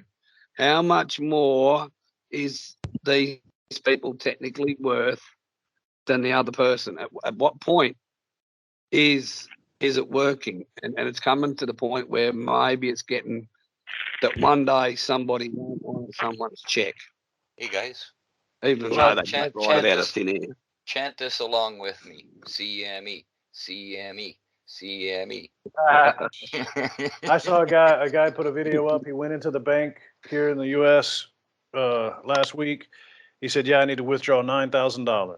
He kept it below that $10,000 mark because the moment you make it above the 10,000 mark, there's all this other stuff you got to do. So he said, "Look, just give me $9,000."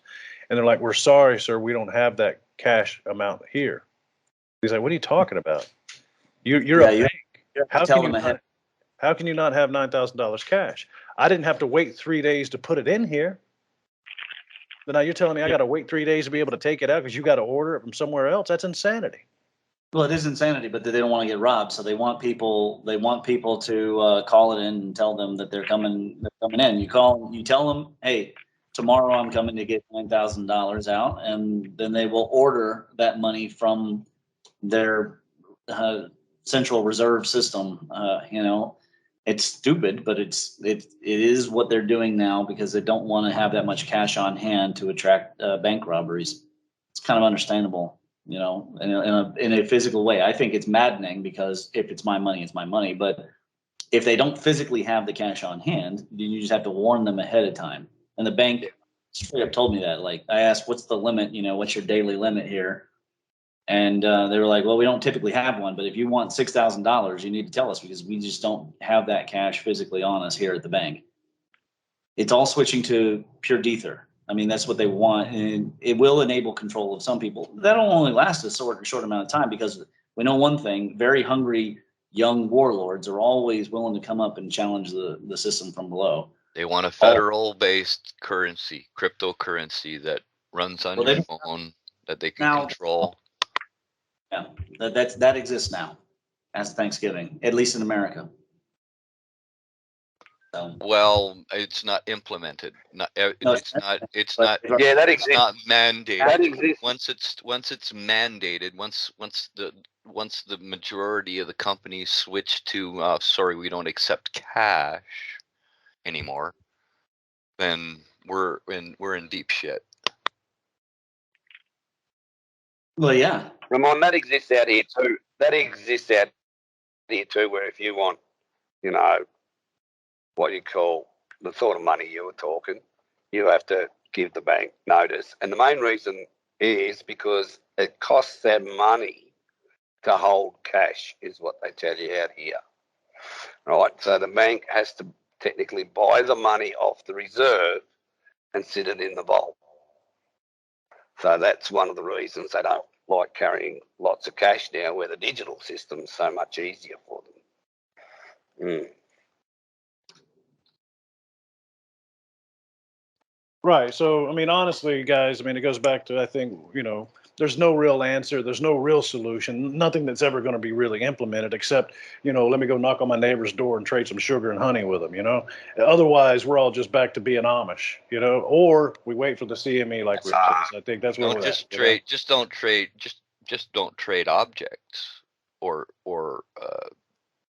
what's I'm not do the experiment so that you end up stuck on barter. I'm asking you to do the experiment so that there's data for the dual layer economics. And it's not like every part of your goods of your household has to be, used in a barter manner. It's just some. So you establish with a neighbor an agreement, to look into, a means of trade that follows the plasma conditions that Gareth laid out in that video. That's all the paper does, is ask for people to start utilizing something the way that nature does it and see if it produces better conditions than a commune. Because one thing we know about communes, they turn into cults, they turn into places of rape and murder, and it's a problem. So if you want to have a better kind of commune, we're going to have a better kind of design than the people who did Wild Wild Country, the daggone Osho cult.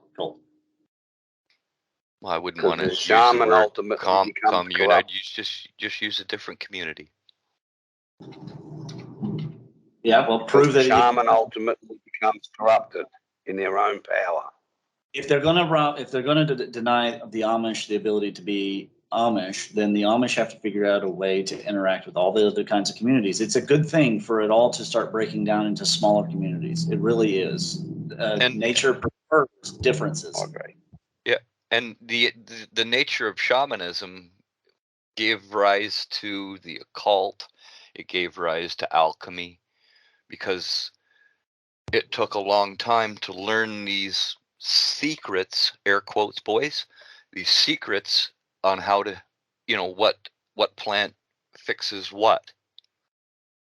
And that had to be learned from the old shaman that was passing you this information. And that's where secret societies started to spring up from. They looked at shamanism and they said, we could use that. Yeah, because when they looked at the shaman, they seen that the shaman relatively lived a more influential life. So I want to be influential too.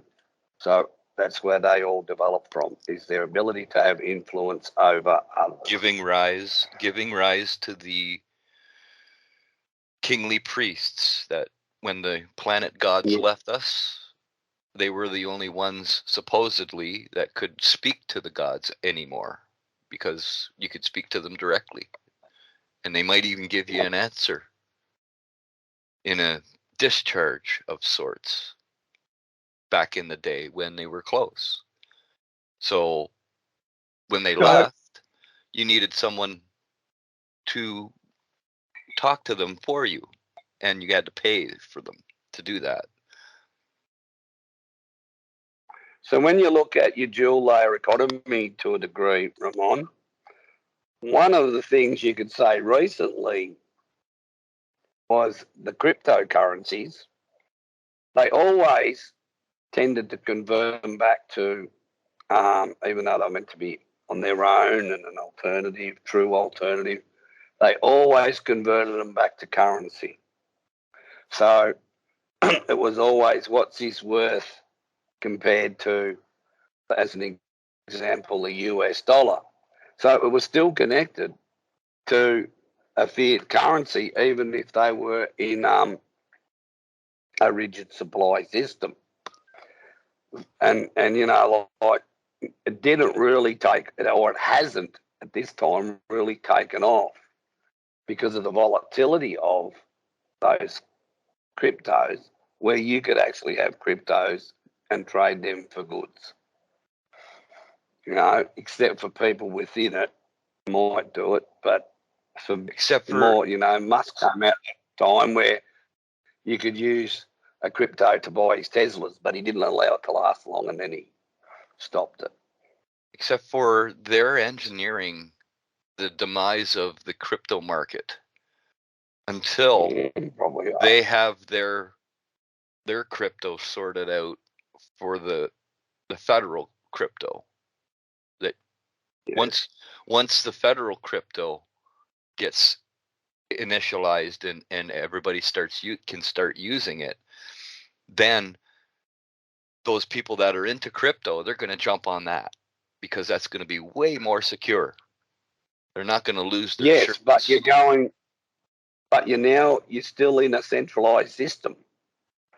So unless that crypto had its value against, say, it's this many crypto to build this house, right? And that's the crypto you need to build it. But if it always converts back to the central system, ultimately it's not changing nothing. It's just like having two currencies in a country. Well, and that goes to, why Ramon talks about the importance of building this Freeth score type thing, is because you have to have a way to evaluate and put some sort of kind of a overarching value to each individual currency that is created, whether it be a country that produces solely bananas or another one that is the provider for all rare earth minerals. They're going to have variations in potential value, but there has to be a way to quantify it. There has to be a quantifiable way. And the reason we're in the situation we're in now is because we've let very, very malicious people make those determinations for us for a very long period of time. Yeah, so for instance, if I build a motor car, it could be worth so many crypto or whatever you want to call it, right? Currency, whatever. At the point where that car now gets crushed, that crypto or that currency, whatever it is, should no longer exist because what it was put against no longer existed. Oh, but so you're that's saying not the what actual happens. It continues. Yes. So if you have a product, or the product doesn't necessarily have to be a physical thing, but when that's stopped, the whatever you want to call it, we'll call it money for the want of a better word, is against it, that money then should be taken out of the system. So the money that, for instance, you'll have a house that's, every single thing. You can't create a crypto for every single minute detailed item. Well, they create but they create money for everything. I'm using the word money as well, Jonathan. Right? Yeah. So what I'm getting at is when I hear them talk, it's a bit like up until 2008, the US dollar's backing was basically oil. But once you burnt the oil, the dollar still stayed, whether it produced a value or not. That's and that's but that was based. But that's the reason. No. See, the reason why the dollar remained a certain level of value was because of the concept of futures. How many barrels of oil will I be able to sell in the future? And that's what that value of that dollar was based not only on the current market value, but also the futures. So the combination of the two is what generated this kind of metaphysical concept of value to these promissory notes whenever it was based upon the oil being the underarching type commodity or the basic commodity for everybody. I think the issue is that we, in order to get off of that fiat system, and if, like Rick suggested, going to gold, Ramon came back with a very good point, but there's only so much gold on the planet, atoms available to us at any given point in time. So if you go from one commodity to another commodity, what real answer are you solving? And you're just not solving the issue. They're not solving the problem. No, I agree. But what I'm getting at is when you talked about, so you see, the system always had to keep oil, for instance, in the example we were using, they always had to keep the supply to technically a balance between there's not enough and there's too much, because that allowed that futures system to work, which then meant a lot of people weren't able to have access to it, whereas some people were able to have a huge access to it. So that futures system is probably the real thing. That's like selling your eggs before the chickens laid them. Honestly, guys, right? and I think this, and that's really it. The chicken dies, there's no eggs. Yeah, but listen, I think the truth of the answer, the answer to this truly is that you have to, as a family or as a name or as an individual, because as Rick pointed out earlier, each individual is born differently. Shaman have certain XYZ, the hunter has certain value, all these things. So as individuals in this world, you, I think, truly have to create or establish some form of a monetary, like say a crypto for yourself, like in the field. Yeah, value for like an NFT, right? Or NTS, I forget what they're called. Whatever, non-traditional font, whatever. Just make a human's labor. That is most exactly important it. thing. That's the most important thing, is the ability for that individual to go give an hour of their time, XYZ. Then how much is that worth? And then you can stock those up, and then your son can stock his up, and your daughter, and your wife, and your grandparents, for all you care. You can keep the same system. You can use futures based on that. Obviously, Which they it's obviously already, the same thing with which the straw man concept is doing with the Vatican and since our birth on the birth certificate. It's just that they people already have do. been, yeah. So all we have They to do already is do find a that. way to reverse that flow, give that back to the people, establish a baseline now based upon all of that money that's been traded already, establish a baseline now and go forward, showing these individuals in the world the system to which you create generational wealth for yourself and your family. We solve all of these problems overnight. You eliminate the necessity for gangs. You eliminate the broken families, a broken home, because families are encouraged to stay together as the generational wealth stays there connected to that particular identifying NFT. That's what I say. Put people up on Solve top of the problem pedestal overnight instead of the money. Go ahead. Yes, you solve the problem overnight, multiple problems overnight by doing it that way. The issue is that what you eliminate is the past bloodline's ability and power to continue forward any further past that point, because and I say the bloodlines, the ones that have corrupted the society. Well, they have already used own it for their everything benefit. anyway. They'll be fine. Yeah, but that goes away because in order to reverse what has been happening for all of these years, you have to take that flow and reverse it back to the people and go and show, because you can already go through and track all of the transactions that have taken place in your name against your name for your lifetime. You just have to take that record and go backwards through that and extrapolate all of that money and all of that system from those individual groups and then hand it to that particular person and each and every single. No, you don't have to go that far. You just have to make the switch from money to people up on top of the pedestal. You don't have to go back into the future or into the past and figure out this or that or the other thing. You just start, done, and it changes. Everything. Right, but the issue with that is the individuals that it doesn't change anything because the assets that are currently in place will matter. The house on the hill, the corporations with their multiple land grabs, again, all of those things. They can still own all that shit. It's just that now, instead of money and the fiat system and the interest, they get none of that shit. They still own it. They still own the property. They still own the manufacturing facility. They still, but they have to, instead of giving the money to investors and shit like that, it goes to the workers first, and then whatever's left over goes to investors. You'd almost eliminate the need for investors because your families would be able to come together in communities and determine, hey, let's all come together and put this together in order to do this because we need a bridge over here, or hey, let's all come together. Or the owner of this company doesn't want to put people up on the pedestal. We're just going to force them out by buying. Yes. Because now everybody around us is making more than enough to buy a house, buy a car, buy groceries, and live very comfortably without being saddled with interests and having to pay that on top of it. They're making really good money so that they can pretty much go out and buy it with cash. Maybe not a house. Well, I think, every time we have these a house conversations, we always end up back instead of 25 years. That's what I'm saying. Yeah, we always end up back into this same exact kind of lane every time we have this conversation. I think it always goes back to making the individuals and empowering the individuals and making labor. They don't want it. They don't want it. Well, I think what I was going to say was personally. What I was going to say was that I think that there's an energetic drive. There's a reason energetically why we keep coming back to this being the solution and the answer.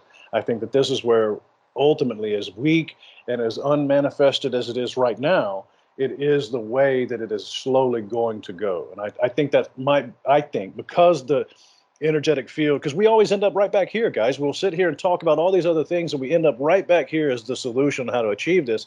Has to speak something energetically. I think that there's something in the ether for that to be said, that for that birkeland current that we're all traveling down, the fact that we always result back to this place, I think there's something to be said for that. But our education system doesn't educate the majority of the people in the basics of that monetary system, which then, if you started empowering them, would allow them to be successful.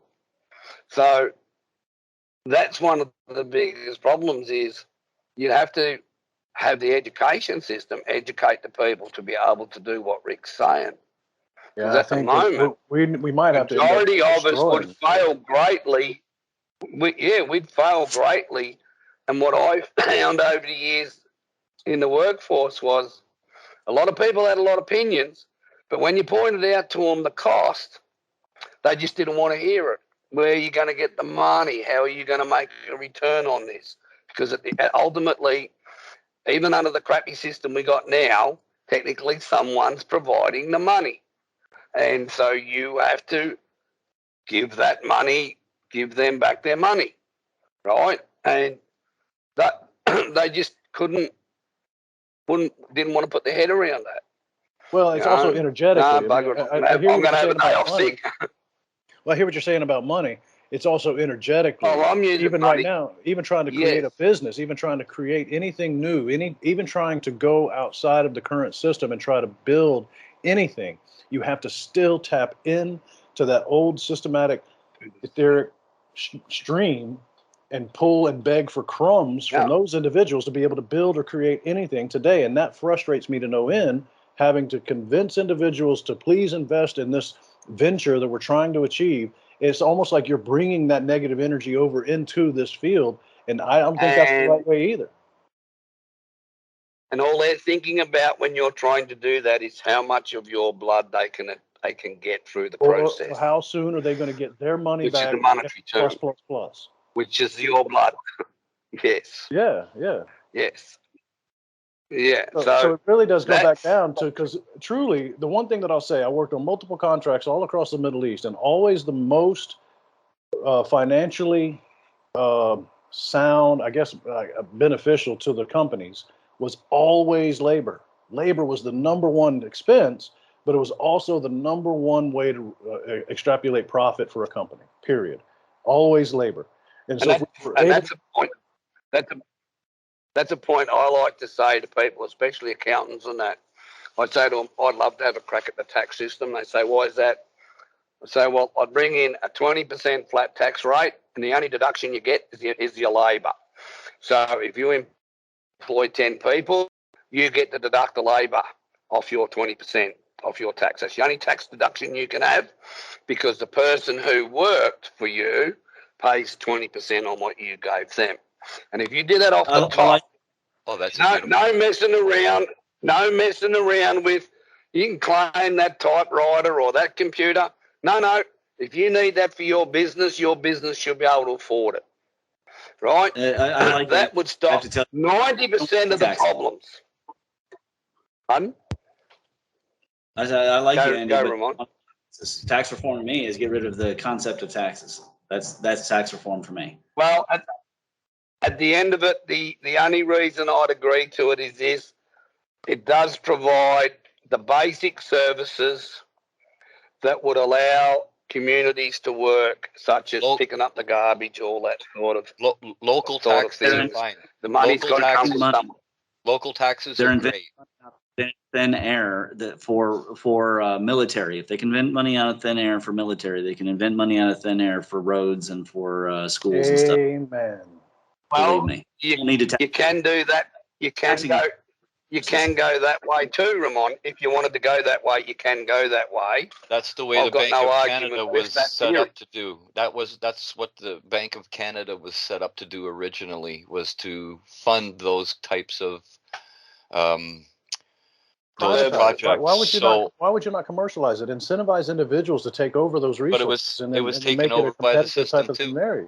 Scenario like, hey, my garbage company is doing a better job, so they deserve, and not in a monopolistic kind of way, but in a, community by community, allow businesses to flourish and allow them to take over these resources through, because they're already doing it. I mean, the government contracts these things out. The government pays for it with this fictional money to begin with. They pay for contractors to go and do these things. Why don't the government contractors just be the ones that are doing it? They would be 10 times more efficient. Yes. And if you eliminate, like you said, these taxes and all these regulations, everybody wants to sit there with their greedy little fat fingers hands out, making sure they get their slice of the pie, and that drives up all the costs, everything for the individual contracting companies. Why are we not done these things? This guy, was it Keynes? What is this guy who was the economist, spoke about this for years when it came to the economies. And I don't know why we haven't gone to a flat tax, eliminated the tax on labor, made, like you said, labor the beneficiary, make it the deduction, but also make it the reward scenario. Make each individual responsible for their own time and their own energy. If you want to sit at home every day and do nothing, then that is your right. But ultimately, you're not contributing, so you're not going to be contributed to. Well, can I bring in the next point? We have a scenario now. So one of the biggest issues is, and I've heard Nick talk about this within the English system, where the ones at the top funnel all their money off onto these islands, which they can't be taxed with. We have insurance companies controlling everything. So, for instance, in Australia now, due to over the last few years, and probably California will run into the same issues, you've got a multitude of people who can't get insurance on their houses because that area can have a bushfire. You've now got a multitude of people who can't get insurance on their houses because that area can get flooded, right? Now, if you drove through those areas 20 years ago when old stands of trees were there, you could see that they do occasionally flood. So now all those places have technically become worthless, and the government's putting together these so-called buyout schemes, right? So that's the other point you're talking about is through this insurance system, which now is controlling everything, and I think that's probably greater than the bankers because they actually now telling the bankers what they can and can't lend for. You've got the insurance but I mean, I think if you go is to really running the world. The reason why those individuals are having issues getting insurance is because it has been monopolized. Government subsidized companies, and then those government subsidized companies grow to enormous sizes and then become monopolies within their own right. If you were to eliminate all of that competitiveness in that way and make it competitive based on performance and labor and all of those things that are beneficial instead of greedy and manipulative, make it more beneficial towards the individual companies coming in. Companies could come in, provide insurance, and their rates would all be competitive. And then, they take the losses or take damages based upon natural disasters, but they also would have a understanding as a company, we don't need to put all our eggs into one basket in this one area. Let's make sure we diversify, et cetera. So it would but the causality would be individuals having to think in a more rational business sense, and it would create much better, I think, systems of overarching, just business control across the board. And the insurance companies themselves would also fall into that category ultimately as well. Like in the state I live in, there's probably only 3 garbage removal companies. So all the bins in the whole state are picked up by there'd be a maximum 3 companies. Now, they might have city of such and such on the side of the truck that they're representing that city, but the city doesn't own it. It's contracted. But what you were saying is correct. It's no longer a small businessman with half a dozen trucks going around, say, a 40-mile area of his base, picking up and servicing the garbage needs of people. It is now big conglomerates control the whole lot. And what you're saying is right, Jonathan. All the way down the chain, there's money swapping hands that when it gets to the bottom, it's exorbitantly expensive to pay for. Right, and I think that's a result of the fact that for the longest time we have all been in the dark about the way that the straw man concept, the way that individuals have made money off of our last names for the longest period of time. That energetic field is now coming back around and showing and demonstrating the harm that it has caused individuals. And as a result, that individual harm, those individuals then go in and work for companies, and those companies, they all suffer from that same energetic field of harm. And so the entire system has to be reversed backwards and flow the opposite direction. in order for it goes back down to, I think, the ones that got us into this frickin' mess to begin with should take responsibility and get us out of the frickin' mess. But until anyone or someone forces their hand on that, we're just all going to stay in the same field, the same energetic, esoteric field that they have perpetrated. They're just going to try to learn how to direct it a different direction. And they've got so many advantages on their side in order to do that and achieve it, especially history. They got history on their side. And until we break that spell, we have to break the spell. And I don't know how to do that. I don't know the answer to that, but it has to be done, gentlemen. It has to be. Otherwise, we're all going to be sitting here having the same conversation 10 years from now, but in a much worse scenario than we're in now. Well, we have a situation here at the moment where there's been a big debate going on about gas. So we produce all the gas we need in this country, but about the price of it and everything for electricity. So it appears that all their solar and wind infrastructure isn't really providing that much at all. So now you've got state governments complaining when the federal government, and we won't get into the argument about this, is saying to these gas companies, you're going to sell that gas to the electricity market at this price where you will still make a profit, but you're not making exorbitant. And the state governments are complaining, oh no, we like it when they're getting all them big high prices for their world prices for their gas because we get all these extra royalties. So instead of the press saying, well, hang on, the state governments who are pretending that they want to get the price of electricity cheaper are actually got their hand in the till, and what are they actually providing with all that money they're getting? No one asked that question. It was just, the state governments are going to lose this windfall they're getting. And no one's asking, well, out of this windfall, what are they using this money for? And then they say, we'll give you a rebate for your electricity if you're in a certain social demographic group. And that then will again provide bigger problems. But we all know most of it goes to the political parties to be able to fund their campaigns for the different people that they want to put into the next position. That's true too, yes. But it goes into the government coffers as well.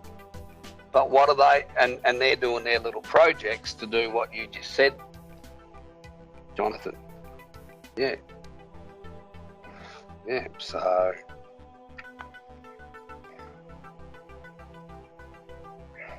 everyone's gone quiet. Hello?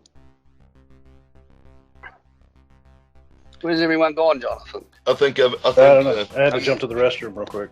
I'm on mute. I'm playing World of Tanks. So. Right.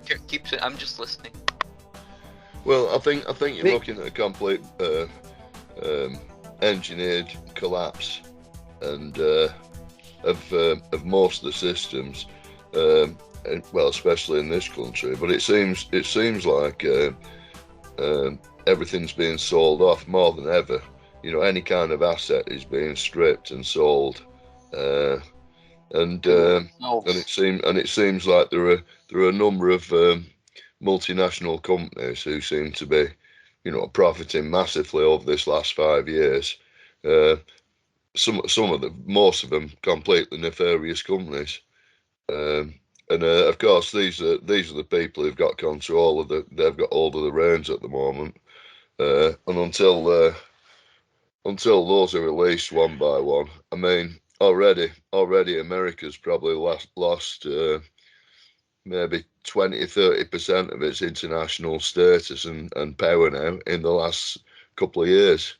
It's going to be very hard to get everything back that Biden's kind of destroyed in the name of the Chinese, especially, and his own profit. So they're all queuing up to be the next to benefit. Like you said, the media's completely controlled. I think most of the people won't, although they're aware that obviously if something's going wrong, they don't want to talk about it because they don't want to sound like a conspiracy theorist. You know, they've got to go what's written in the Sun newspaper or something like that. And you know, and so it goes on. I think this ball's going to continue rolling on until something severe happens, and I'm sure something's already planned. I mean, yeah, and I think Ramon mentioned it earlier. He's like, it'll be a fist fight at a gas station or something like that causes a spark, you know, because they use this here in the United States. They use this guy George Floyd, but I think I mean, to create the last little upheaval.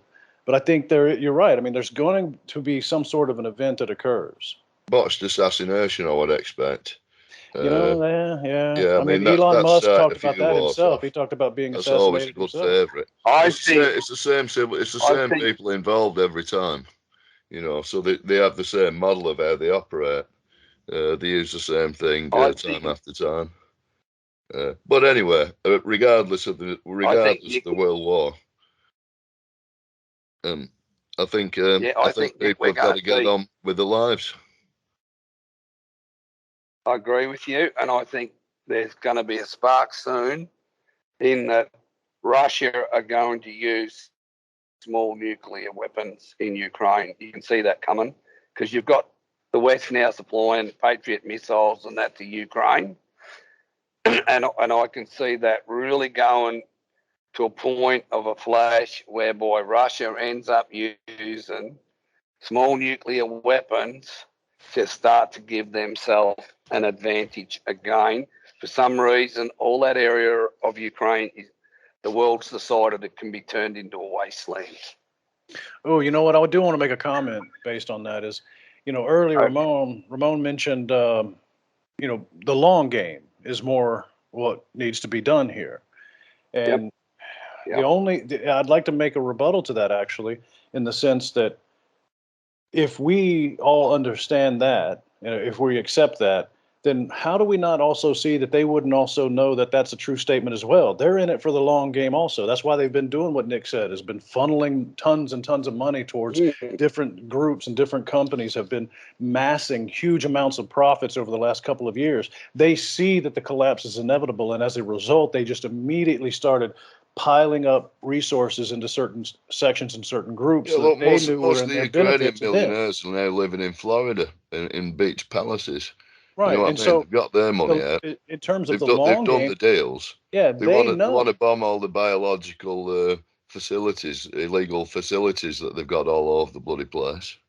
So no one knows what they've been up to, and these are all basically Nazis.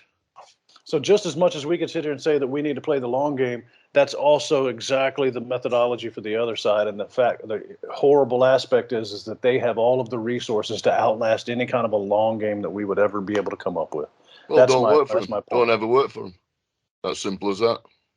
Don't buy anything off them. And for instance, Jonathan, if that in Ukraine did get to a point where the Russians did use small nuke, I'm not meaning a big one, I'm meaning small nuclear targeted missiles on areas, what would we technically be able to do? They're going to go off everywhere. If one goes off, they'll all go off. But we know we can't play that game.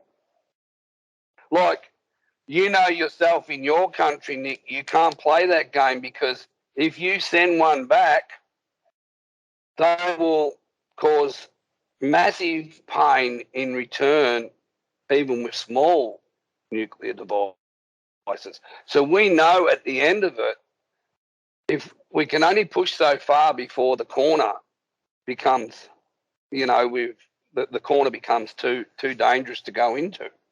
Well, it's people who are the collateral. You get where I'm coming from. They just, you know, they just seem to be like collateral. Well, 5 million here is better than 20 million there, I guess, you know, and all this kind of business, you know, and that's military. That's military. Military people have to look at it.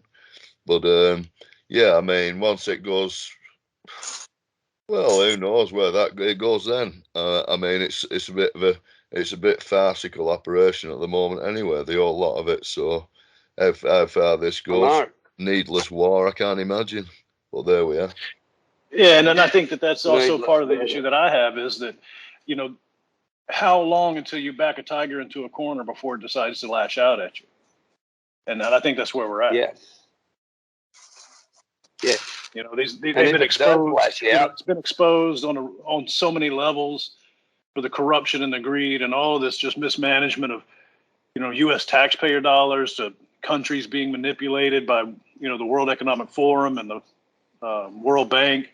I mean, there's just so many examples of this now that the corruption is so much more in the face of, you know, day-to-day and just you know, the common human. They see all of these things at such a high level. It's only a matter of time before these groups that have been manipulating societies for all of this time feel that they've just not lost, but they have no other recourse other than to lash out because they're backed into a corner. So I think I think they feel that the end game is near, and now the dragons, the guys at the top of the pyramids, maybe there's only 15 or 20 of them left in the game, and they're fighting to the death for the prize. So now it's the big players who are fighting each other as well. So the end isn't quite over yet. It depends who emerges as the top big player. that's what we said earlier, was ultimately they'll destroy themselves, but we've got to hope we all don't get destroyed as part of it. Yeah. It's the thing. And like you said, Nick, so all right, why are so many of them heading over Florida way? Do they believe they'll be protected? Because ultimately the US would not over retaliate, which would mean stuff doesn't get thrown their way, you know, directly.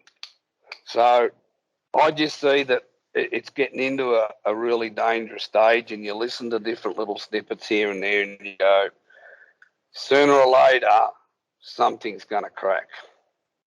Yeah. Yeah. Well, you know, especially when America's sending all these billions over to Ukraine, and then all these Ukrainian billionaires are coming back to live in Florida. I wonder where that works. Yeah. Well, there we are. So, happy days. Yep. Yep. So.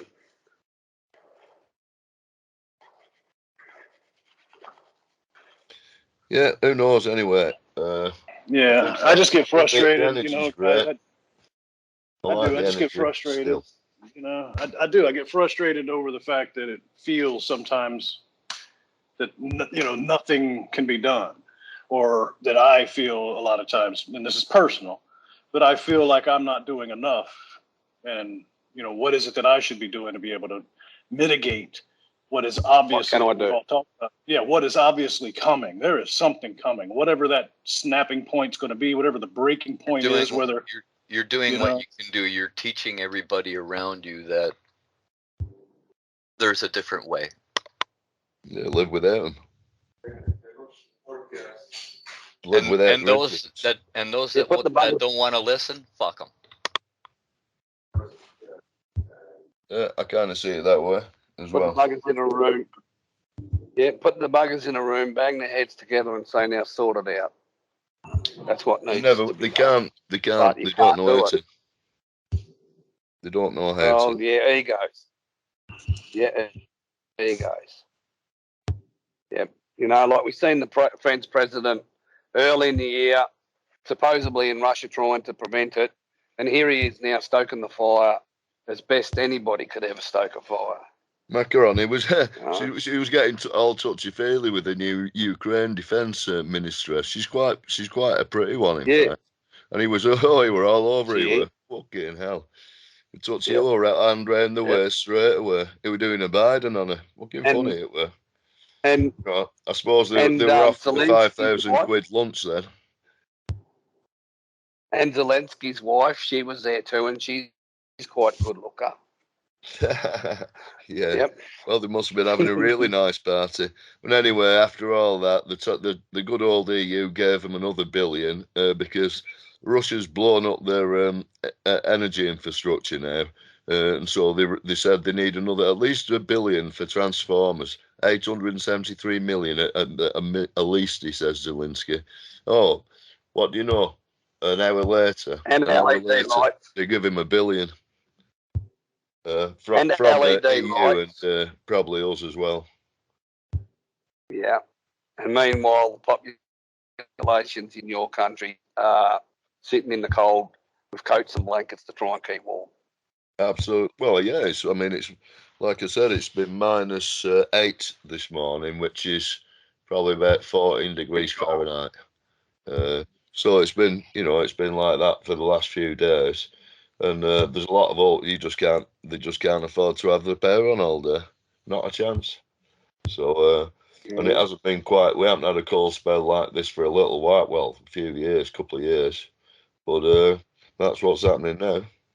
So this will sort the men out for the boys, because it's still at the moment. But if the north wind starts coming down, you're going to be looking at minus 20 around here.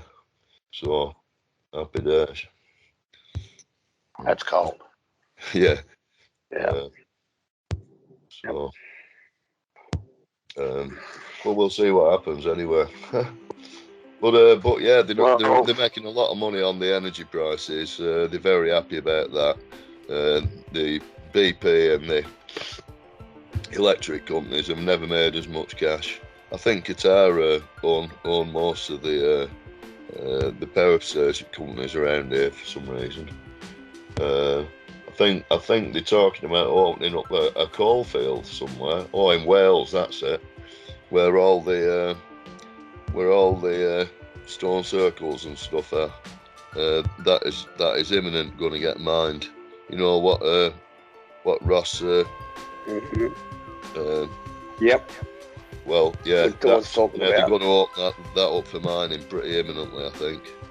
So they'll be able to destroy it all. Well, yeah. So keep your eye on that space, because some of these hills have to be, they have to be looked at before they're destroyed, because they are just going to take the tops straight off the mountains, and take the coal out. So it's going to change the landscapes around there forever. But anyway, I suppose that'll take a little while. I can't imagine how fast they encroach into the hillside. But if you see some of the machinery they've got out here, they use for mining, yeah, it won't take them very long at all. In 5 years, they'll have them hills devoured. Wow. Yeah. We have the machinery they use out here on some of that stuff is humongous. Yeah. So yeah. You look at trains with 42-ton axle loads, cart and stuff. So yeah, they need pretty big scoops to fill it. Yeah, yeah. And well, they built a massive big gas port at Milford Haven on the Welsh coast there, and right Pembrokeshire coast, and they spent a couple of billion of it, and it was going to be the supply all Britain, and then they stopped the work halfway through. They went off the idea. I think they're trying to start fracking again, and definitely mining as well. So that's going to be interesting times ahead anyway. Interesting. But like you say, I think it's going to be big machines rather than people working. There don't seem to be any kind of plan for employment or anything like that, large scale anyway, as far as I can see. Unless you work in distribution centres.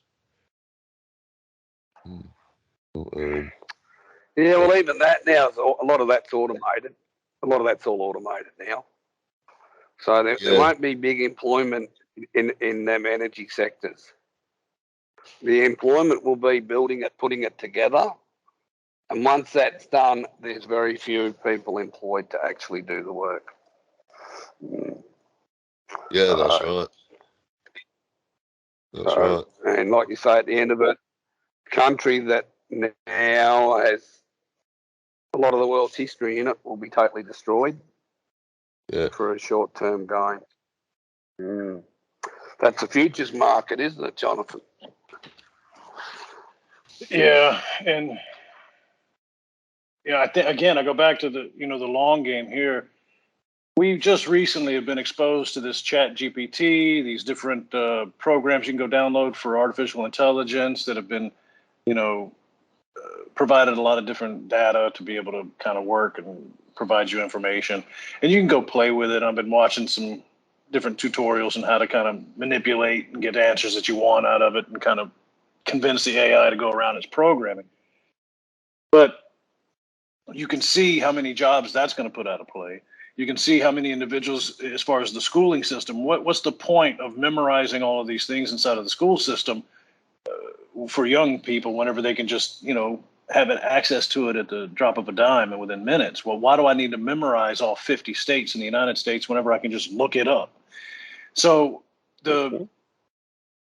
but then what do we replace that with? We replace it with, like we were talking earlier, financial, fiduciarity. You teach individuals how to be smart in the business world, how to interact with their community. We start moving towards more, I don't want to use the word holistic approach to education, but that's, I think, what we need. We need a more trades-based education system and all of that stuff. But the reason why I'm bringing up AI is because always, by the time it hits the public, it has been within the private sector and hidden behind closed doors for more than likely generations before it gets out to the public.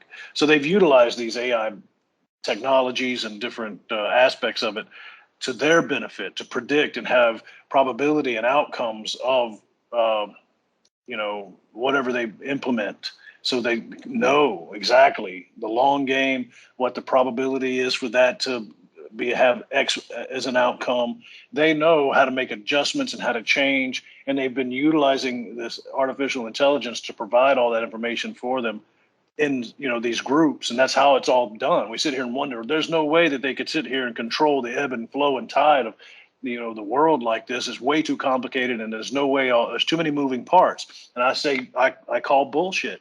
Sorry for the language, Ramon, but I call the BS.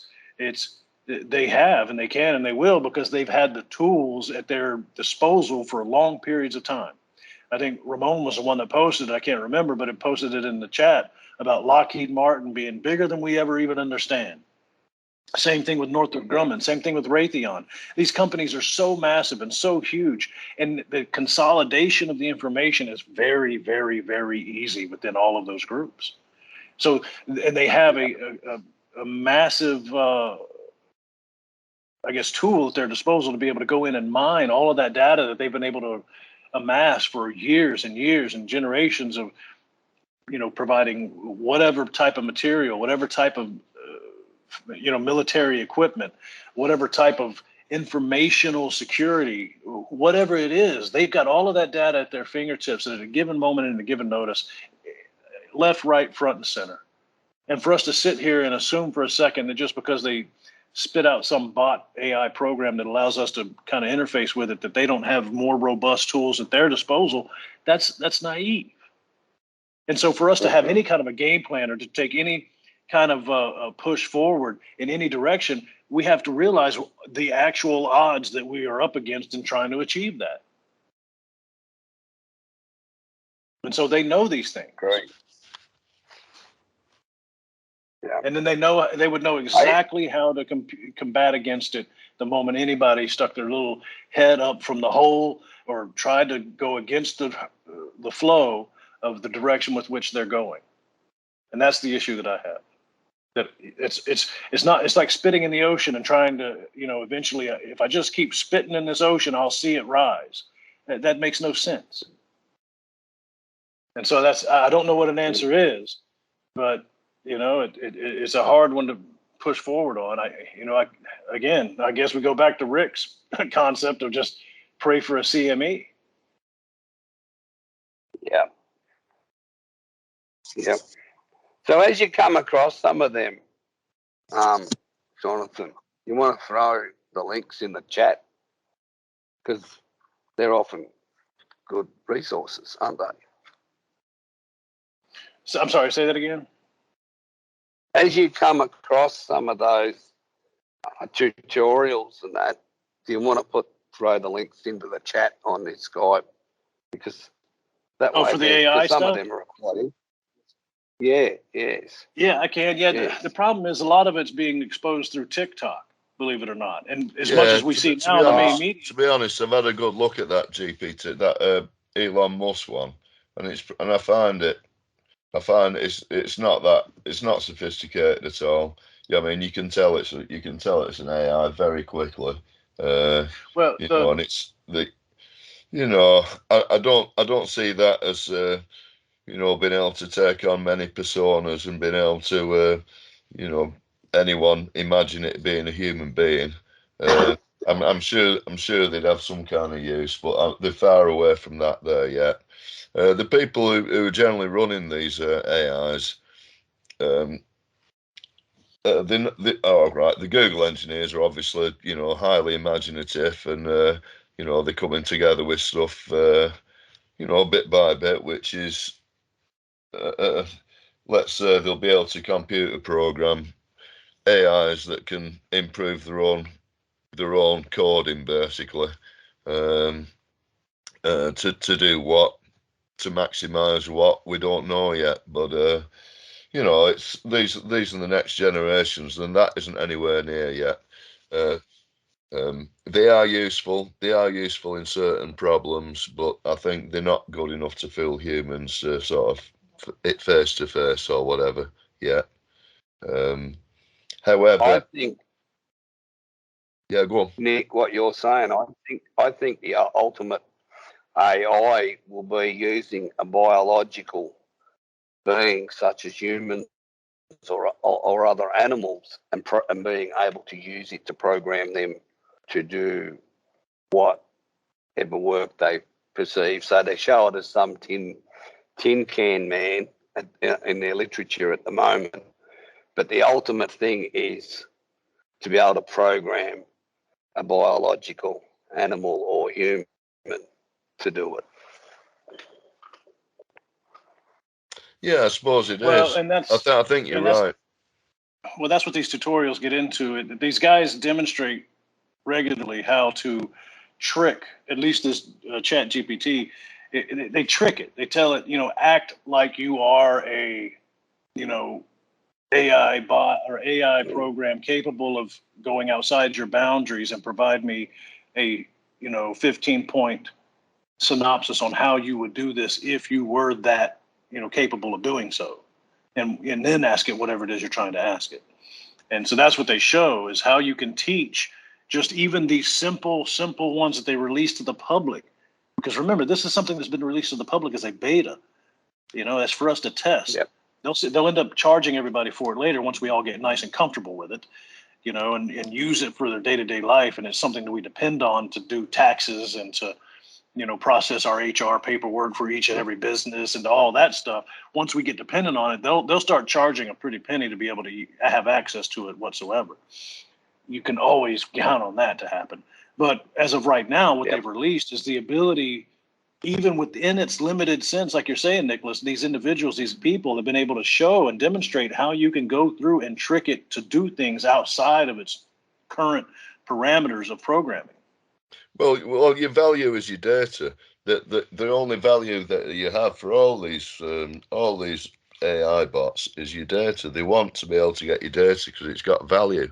If they can tell you how many times you clean your teeth, what sort of toilet roll you buy, they tell you everything about your life. Now, this has value to certain companies because they need certain people with certain characteristics.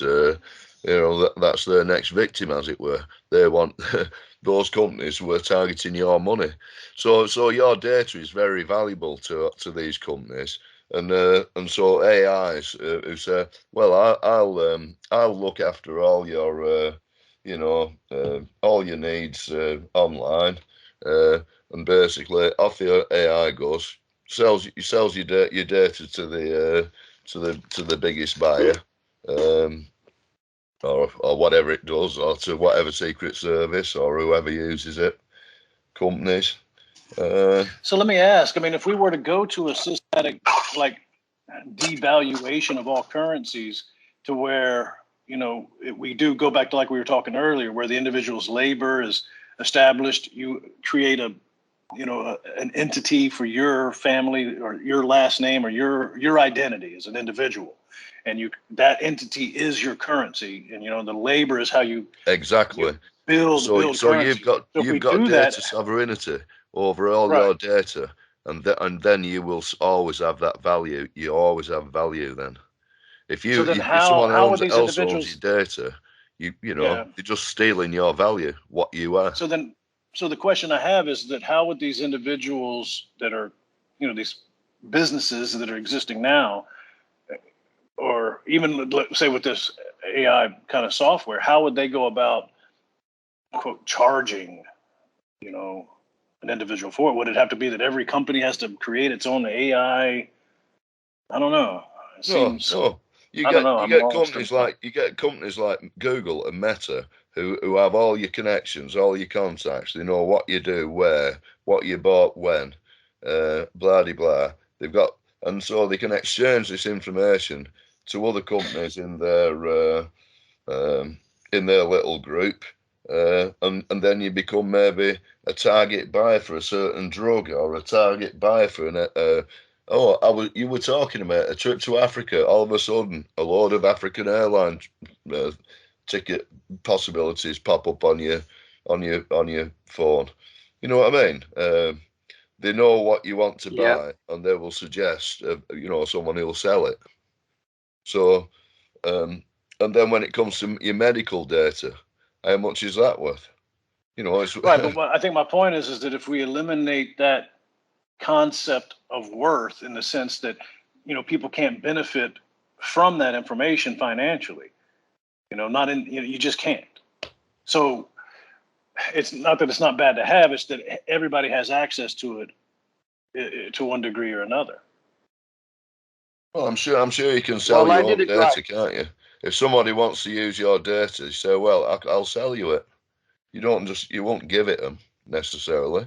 That's privacy. You have rights to your own, some parts of information. That's what privacy is all about, and we do need privacy.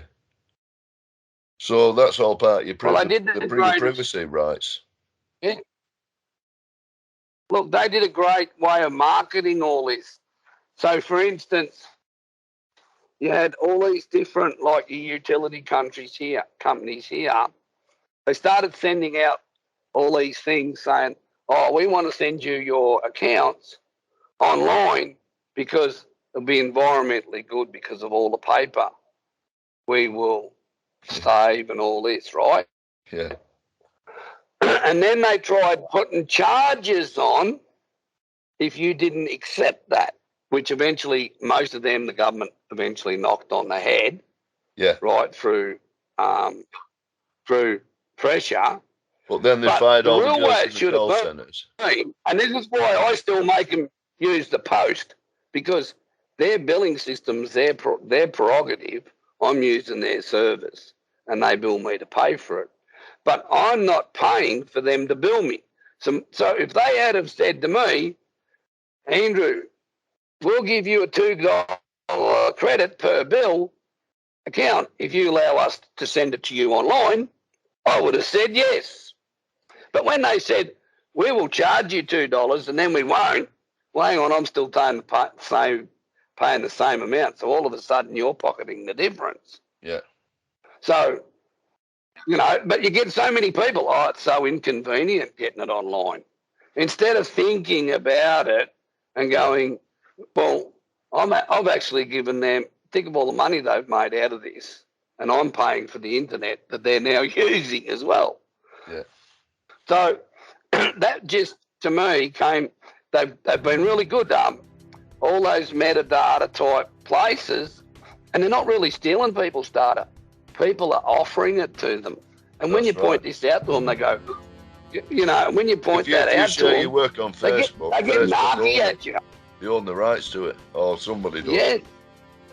Yeah. Not you. If you want to close your Facebook account, you've got to delete everything on it before you close it, or they can claim that they own all those photos and all those things over the years that someone put on there. Yeah, so really the only way to close an account with any of them is you've got to delete everything off it. Yeah. and then Bye bye, close it. friends. And then goodbye. Yeah. Bang. See you in another life. Well, 90% of them.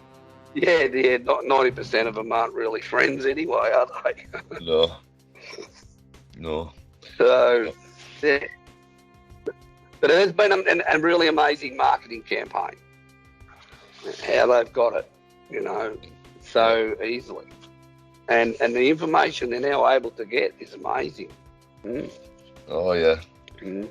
To get all the local gossip. Oh, yeah, and your purchasing habits and all those things. Yep. Yeah. Yep.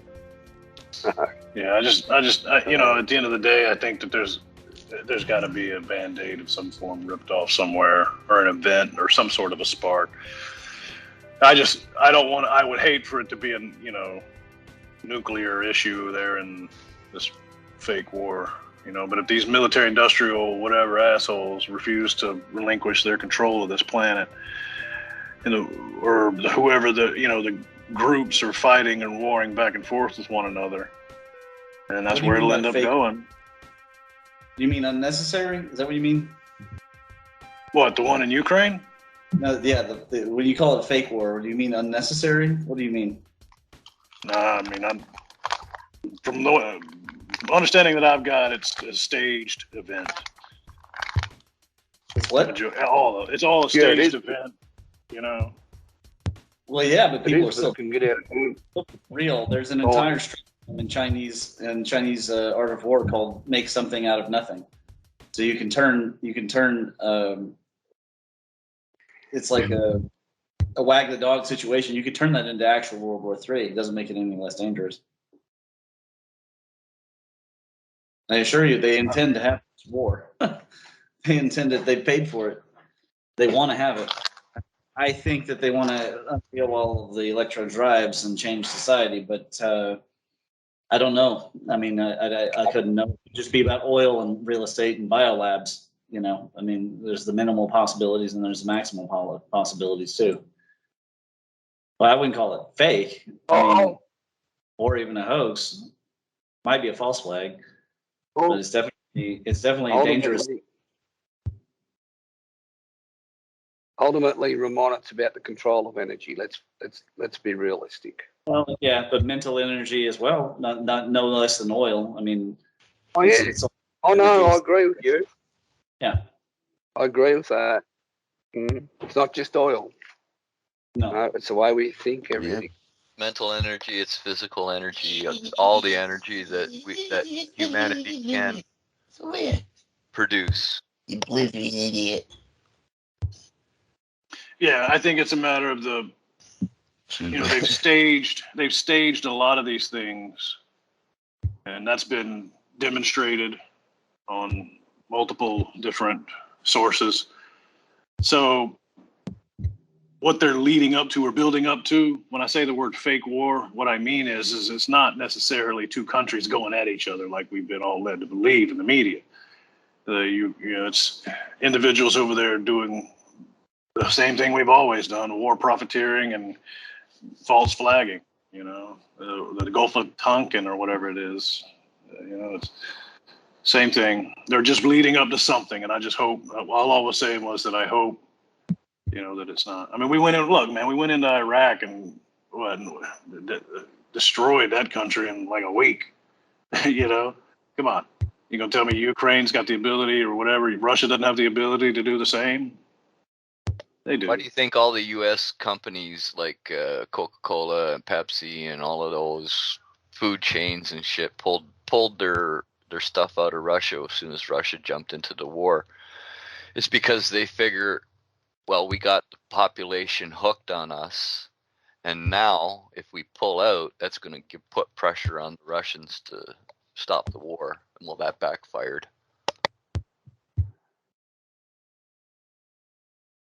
Or they knew that eventually Russia would nationalize their companies and seize their assets anyway. Bunch of crooked bastards. Mm. So it could have been either way, Rick. You don't know. So I do know that, in the Middle East, that almost no company would go to set up shop. No major corporation would set up shop unless there was a U.S. military installation present within that country, period. I mean, that includes Coca-Cola, Gap, McDonald's, Burger King, whoever. Yep. Well,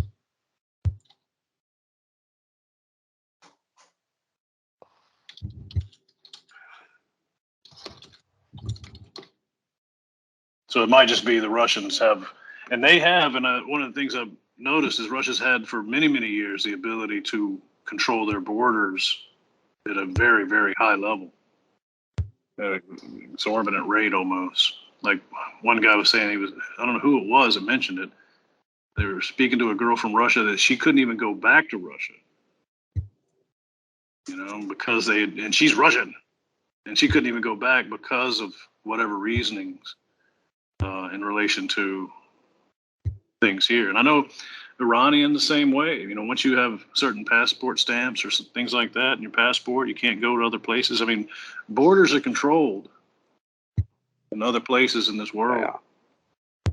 And for us to sit here and act like it's such a hard thing to be able to achieve on our borders is weird. But yeah, it's part of the agenda, though. Yeah, and that's the thing. Why is it that America, we can't solve one damn problem? Not even one. Not one frickin' problem can we solve. Here's a funny thing that's happened on the Freedom News. This guy keeps trying to find out what my beliefs are, and I said, "Why do you care? And why do you feel I owe you any explanation at all?" It's very suspicious to me, naturally, given how much my philosophy and beliefs are located in my plethora of papers. I also find it a bit odd for that reason alone. Rather than call you a disinfo bot, I'd like to give you a chance to explain yourself. I said, focus on the agenda. You start asking me where I went to church or how I learned what I learned. The most succinct means to learn that is meso 4. Short of that, I find the entire exercise tiresome, and I'm always suspicious of anyone insisting we have to have a theology discussion before talking about something that isn't fundamentally solved by focusing on differences on our side, but by being razor sharp on what their side is planning. Like to talk about China and communism, you need to know where I was baptized at? The fuck? It's either the weirdest steel man or just a plain waste of time. I'm not sure it has much benefit long term because you're throwing off strong evangelist vibes, and I'm closer to a Gnostic than a Methodist.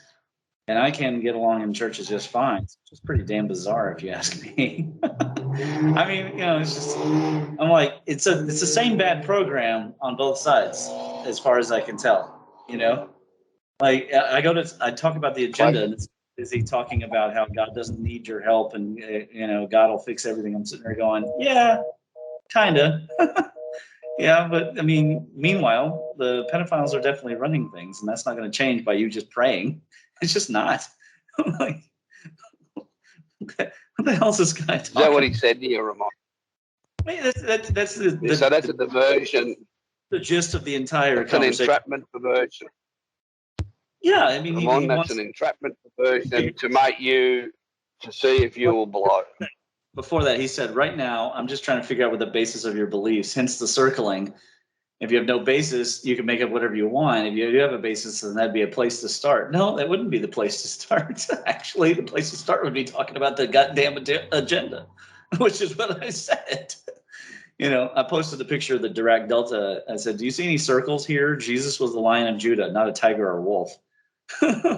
Stop trying to encircle me and just talk about the fucking agenda. I'm starting to think this guy's CIA. Jesus. Nah. Either that or he's just another someone who might conservative who'd someone who might like that praying about someone Ramon who might like to think he's CIA. All I know is I said, let's talk about the agenda, and this guy wants to have a theology discussion. Dude, I don't know what to tell you. They're out there still plotting the destruction and demise of your culture and community and family. They don't give a wink where. Tell them that, man. I have. It's just, He's insistent on being a pain in the ass. Block him. No, he's a mod. So, but here's how it all evolved. He came on and said that we all need to avoid the locker room talk because there might be women that get offended. And I said, well, hold on. What precisely are we talking about? And secondly, why is the assumption that it is that men need to change and not the other way around? How is this happening? I said, of the two, one is being more protected than the other. In our system, we need more preserves of masculine thought and behavior, and just with all the vagueness. So eventually, I thought about it. And the next morning, I woke up before I called you guys or anything that day. I just said, you know what? The answer is no. Request denied. Not going to change how I think. Think and talk just because somebody has a vague reference to somebody else had some problem somewhere. So what? For my feelings, I need a safe space. Yeah, I guess so. And I'm sitting there going, I thought this was called the Freedom News server. What kind of freedom is that? Yeah, it's different to being in social company where you might have to curb your language sometimes. But I think in our company it helps emphasise a point occasionally, doesn't it? It's just natural speech. I'll do it.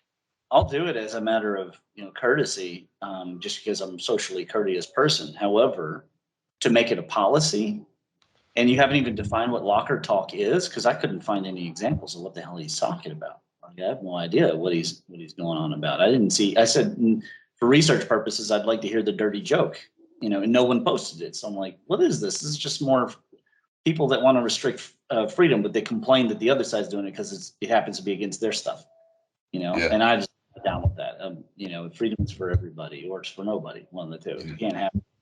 Someone has an opinion on how you speak or think, and they shouldn't have any right to any opinion, basically, on what anything about you, should they? Unless you give them that permission. It'd be interesting. Ask them their opinion. Like I said, why do you care, and why do you feel I owe you any explanation at all? It's like, I don't. We're not friends. I just met you, and you're already trying to talk about what I can say and can't say. So I don't know if we're going to be friends, to be honest with you. And that's where I'm at with this guy. I'm like, what is he? What is this? Like, who are you? What's your game? What's your end of it? And I did told him as well. I said after the Line of Judah stuff. I said, I admit this, after you meet me, there's a high percentage chance I'll switch to unorthodox tactics if I continue to suspect there's a false didactic tactic occurring instead of a real meeting of the eyes. So, the problem isn't only on the left. There's plenty of people on the right with weird, he said, what do you mean when you say that the word Bible in the Bible is inspired, but it's written by man? What does he mean? What do I mean? It was literally freaking written by people's hands. What is he talking about? Yeah. I don't know much about this Bible. Arguing about stuff in the Bible, I find a bit tough, really. Boring, to be honest. Well, it is boring. His discussion is limiting, boring, and off topic, to be honest with you. So, the Bible is pretty clear that God wants our involvement. He requests it. He demands it. It's in there. To go around saying that we should do nothing, it's just absolutely ridiculous. That's a completely perverse way of approaching. It's sort of like the turn the other cheek being used to justify pacifism when it's specifically talking about forgiving your brother and getting along with their different ways of living. And in this case, saying that the God will clothe the birds so you don't have to worry is not saying don't go about your life and act responsibly. Nowhere in there did Jesus indicate we should be acting irresponsibly and just letting irresponsible criminals and miscreants run the world. Nowhere in the Bible does it say that. So, anyways, I find his entire position untenable. But rather than tell him it's untenable, I just focus on the agenda. But he seems hell-bent on having a theology discussion. So finally, I just said I declined the current polemics and didactics that are occurring. So, I think he's over there scratching his head right now. Because he said he's trying to encircle me. And so I posted that direct delta. I said, "You see any circles here?" Jesus was the Lion of Judah, not the tiger or the wolf. You know, you can try and encircle a tank. Feel free. From my Abrams position, I'll blast you wide open. I don't care. Speaking of which, have you guys seen? It's only available on Apple TV. Have you seen Greyhound? No. Now, that's a battleship film. It was better than Dunkirk.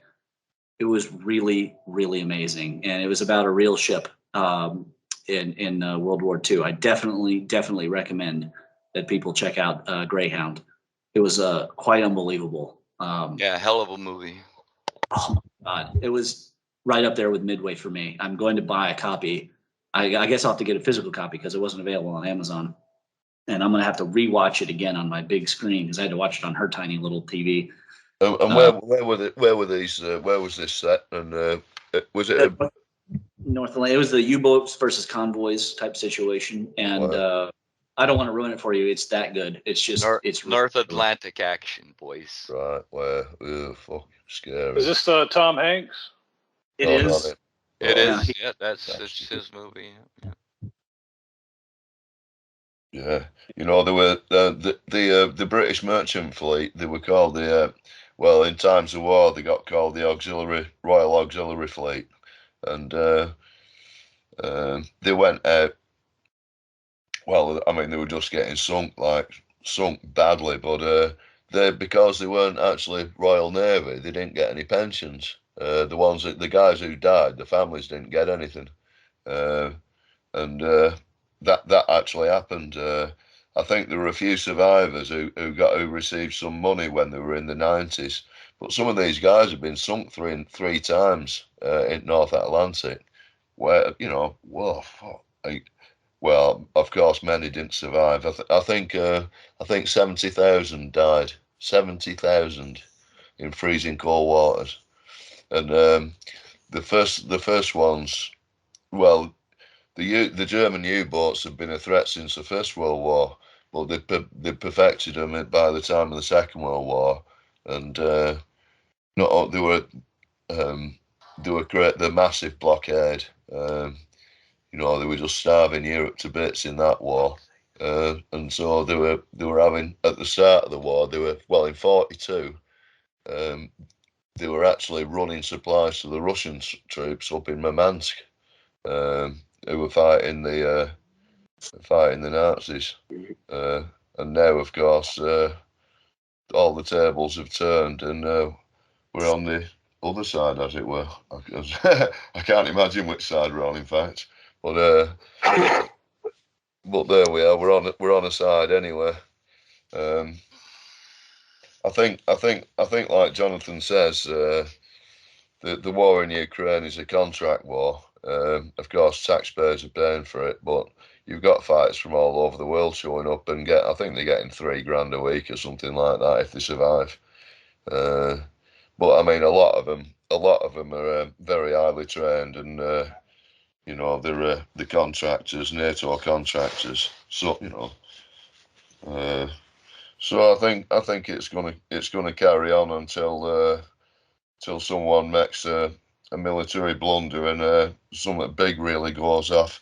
I mean, as far as I can see, what should happen is they should be prepared to talk, but there's no one prepared to. Russia has a battalion of 70,000 men that are contractors, apparently, and they're highly motivated, and they're entering the battle. They're moving towards the front as we speak. If they're not there already, I heard this 3 or 4 days ago. So, apparently Ukraine is losing 15,000 troops a month, and their army is only 200,000 people, and they've lost a lot of troops already. So they've got a year of fighting, and that is it. They're done. I've heard the Ukraine army is down to 90,000, and come springtime, when Russia comes back across that river, they're done. Russia have 540,000 troops on the other side of that river against like you say, minimal forces. Anything can happen. And they're building their strategies so that they'll be able to penetrate easily. A few people will get hit, yeah, but they're going to expose their missile positions, and boom, done. And they're just going to keep rolling in, and they're bringing in the new tanks too. Then they've been using older Russian armory and materials. They're bringing in the new stuff. Yeah, exactly. So come springtime, this war is over, and NATO is going to be pushed out of Ukraine once and for all, for as far as the Russians are concerned. Well, that's if it's limited to there, because NATO's just about fighting basically. Well, they haven't. There's obviously no war been declared by Russia, so it only requires missiles going in the wrong place, and anything can happen, can't it? Well, yep. They've already blown up Russia's pipeline, and what did Russia do? Nothing. They haven't made any replies yet. They're not stupid enough to fall for that shit. They are doing a metered attack. They understand what is at stake. Keeping NATO out. That has been their goal from day one. Yes, it has. NATO broke the treaty. Plain and simple. Yeah, that's the case. They said that they would not put themselves on the border of Russia. And now what have they done? They tried to do it with Ukraine, and now they're going to do it with Sweden, and what's the other country? Finland. Finland. They both want to join NATO now. And they've already done it in Romania and Bulgaria. So they have broke the treaty. As far as I'm concerned, the West gets what they deserve. They broke the treaty just like they did with the Indians. Everything. These people are liars, cheaters, and thieves.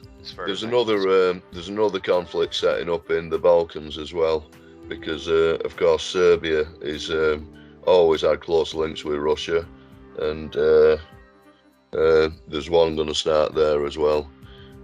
In my neck in Britain, across from Serbia, you've got Kosovo, and so there's going to be another war there. But all the fighters who were trained there, the Mujahideen, they're all in Britain now. So it's only a matter of time before all them get armed and run riot, because of course we haven't got any weapons as such. So anything can happen to us at the more present moment. That's the way it is. It's very volatile.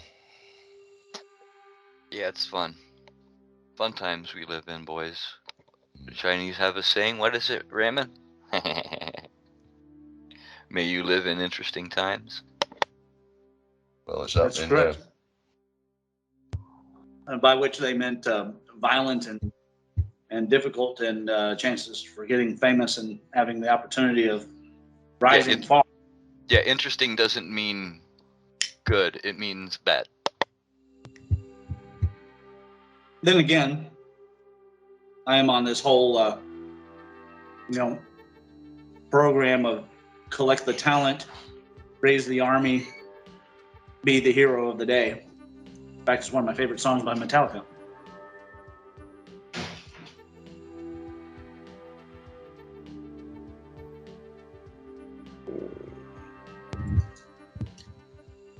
Yeah, I suppose at some point you'll have to organise to an extent, won't you? But I suppose you'll have to be doing that very undercover. Well, I think eventually, if this thing goes south, like we're all talking here, we might just be the only folks left to patch us all together when it's all over.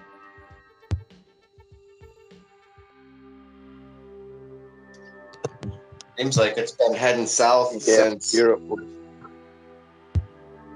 Seems like it's always been heading south, like, I don't know, but at the same time, things just keep getting better and better and better, but it's exponential, so it keeps getting worse and worse and worse. Exactly. Now we're talking stuff that touches my research and touches the EPMC where I want to go, which is talking about the outflows. You know, you have input, output, and exhaust, which the Buddhists call outflows. And, you know, of course, the goal is to reduce the exhaust and just get the positive output. I'm not sure you ever can. If you go to mine the volcano at Lake Victoria, you get all that natural gas out and you save the millions of people. There's some other benefit or some other factor that's going to come into play. Yeah, you save the people from the giant gas bubble. You utilize natural gas, but who knows what else you do? Because you interfere with the system. There's no way around. When you interfere with the system, you change the outcome.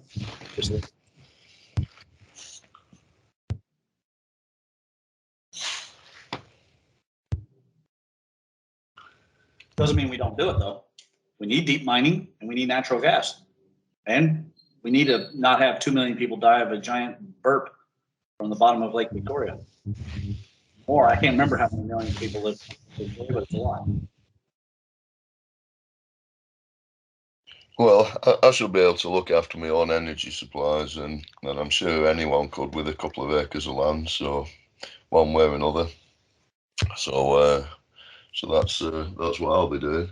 I won't be using much gas apart from wood gas. You know, just keep clean, and I'll be warm as toast. Speaking of acres of land, you know, Ken Wheeler was complaining that he needed help and needed to sell some land and everything, and he even emailed me back, but he never called the clinic, never called my cell. He claimed he didn't know that we were ever at odds. I'm sitting there going, yeah, okay, then why do you avoid me all the time? But no, I'm in town. Could help a guy out. But can't help people that don't really want to be helped. Nice guy. Yeah, well, maybe he needs some help. You know, maybe he's never met. He wants his crew to help him, his posse, the people that follow him blindly. He wants them to help. I guess. But if he's really willing to sell an acre or 10 acres of land here in my county, I'm the best option he has for getting a hold of a buyer. I mean, if he needed money so bad. So it's just funny. I'm just saying human nature is really backwards and paradoxical.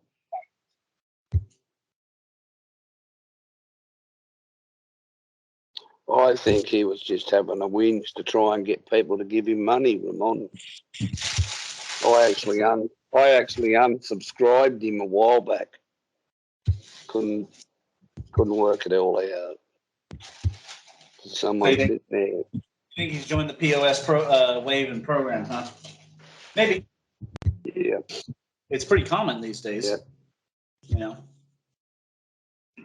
Yeah, he seems to be one of these blokes that likes to sit on his backside and throw a lot of well, not really ideas, just orders to type around, and doesn't really need to take the responsibility of helping or assisting, if you get what I mean. That's just my view of him. You know.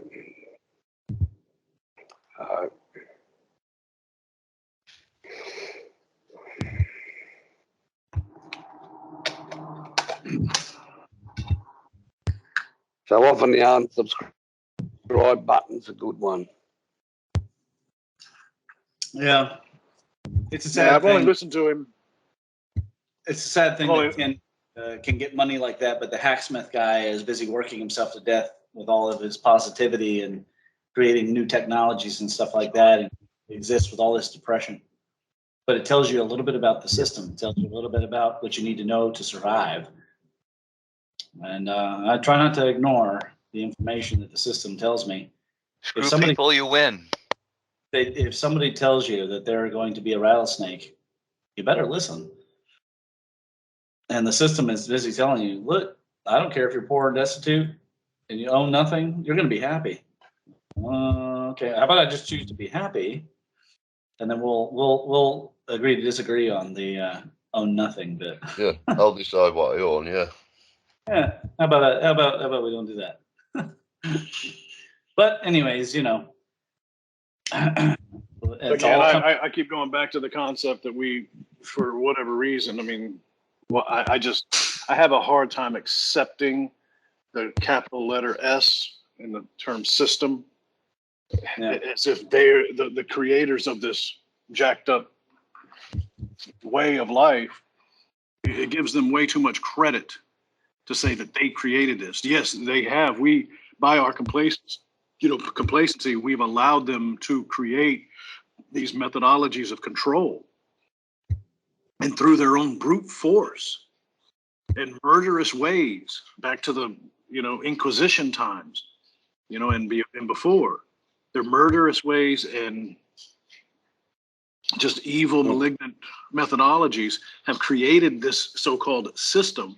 But for us to sit here and say that if you try to go against the system, you're going to end up energetically this way or energetically that way, I think that's giving an awful lot of credit to the capital S system. I do. I don't think that this system that they've created is what God intended in any way, shape, or form. So the moment we truly do go against what is the system, then we would, I think, have a more higher level of beneficiaries, or whatever you want to call it. The light will shine, whatever you want to say. I just don't, I don't know. Maybe I'm wrong. Maybe I'm wrong. I just don't see the system, I think, being what God intended. And so for us to give it credit to say that if we were to go against that system instead of working with it, that you're somehow going to end up like Ken Wheeler or whatever. I don't know. And chances are, I don't know what this guy did. I've only heard him a couple of times, listened to his stuff a couple of times. And there seemed to be some level of underlying agenda with him. So I didn't listen to him much more. I don't know what feeling it was and what he said exactly. But I agree with what Andy said, that there seemed to be something about that dude. So if individuals are not operating from a true level of intent, and they are trying to control data or control a flow or work within the system like that, then the inevitable outcome is like you're saying. It might be that he tried to work with the system and gain power from it, and as a result had his house destroyed and all these things took place. I don't know that working with the system is the best. It's just my thing, man. I don't know. I don't think the answer is to work with or not with. I don't think that I keep trying to explain this, and maybe the difficulty is I have all this background in martial arts and Chinese sciences and medicine and everything like that, but I think that people should just invest in how to understand the sure and how to work their sure, no matter whether it's the system, not the system, fuck the system. Cheer for the system. The key is to get people to think. If your sure increases and your family's sure increases so that they're protected, then you've done your job. And it's very selfish, but at the same time, you can't help anybody if your sure sucks, if you're drowning, if you're being inundated and you're weak and you're taken for a ride, then you can't help anyone in the first place. Aside from Jim Rohn saying, don't wish things were easier, wish you were better. He also said you can carry one on your back. You might be able to carry two if you're Kareem Abdul-Jabbar or somebody giant like that, but you can't carry three on your back. You just can't. There's another way of looking at it also, Ramon. It's like a musician. A good musician always goes back to the basic scales. So once you forget your basic of whatever, eventually you're going to fail. That's one way I look at things. You always have to keep going back and being aware of the basics of what makes it all happen.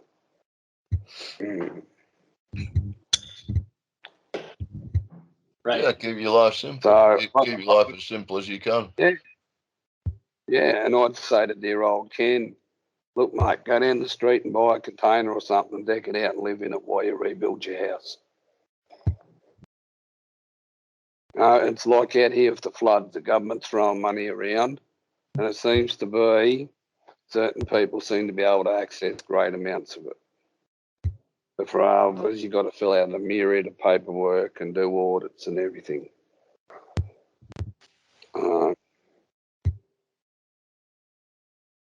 Yeah.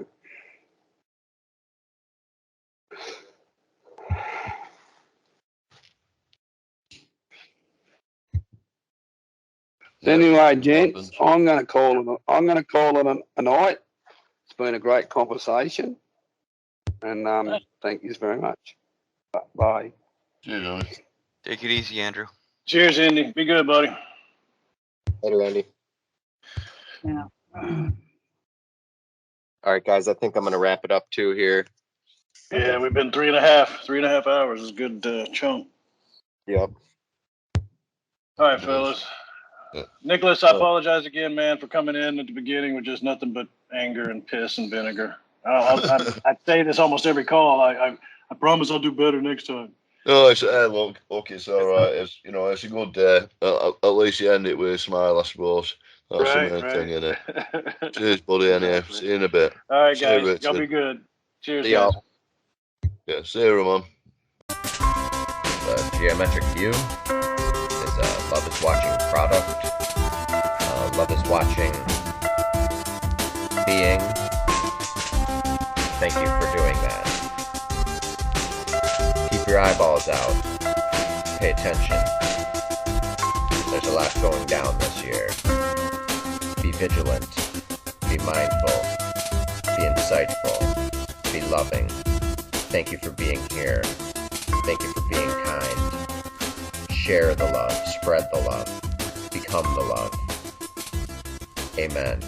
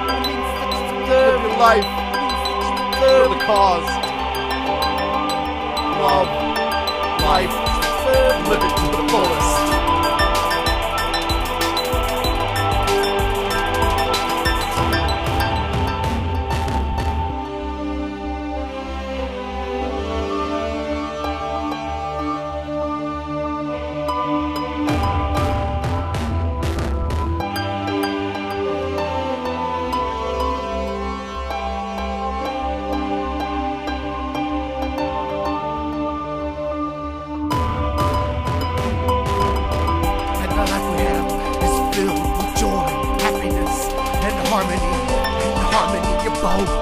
So it's hope. hope for the rhythm that you got, 'cause you got the rhythm in the pop. The ball burst, balls, burst, balls, the burst, the thirst. Life is eternal, hope and thirsty, thirst. Life is eternal, hope and thirsty.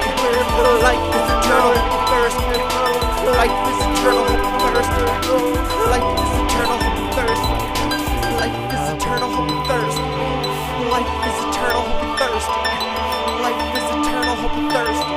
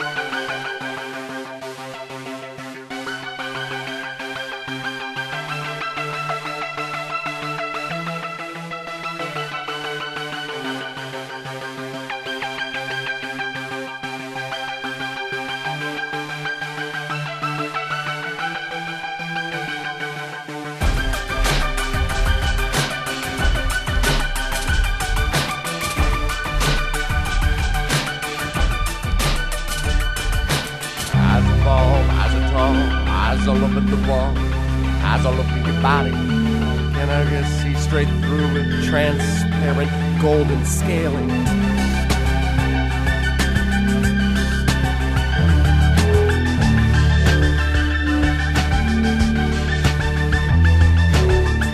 The largest of the atom, let's embark on this because this is the journey. The journey is life.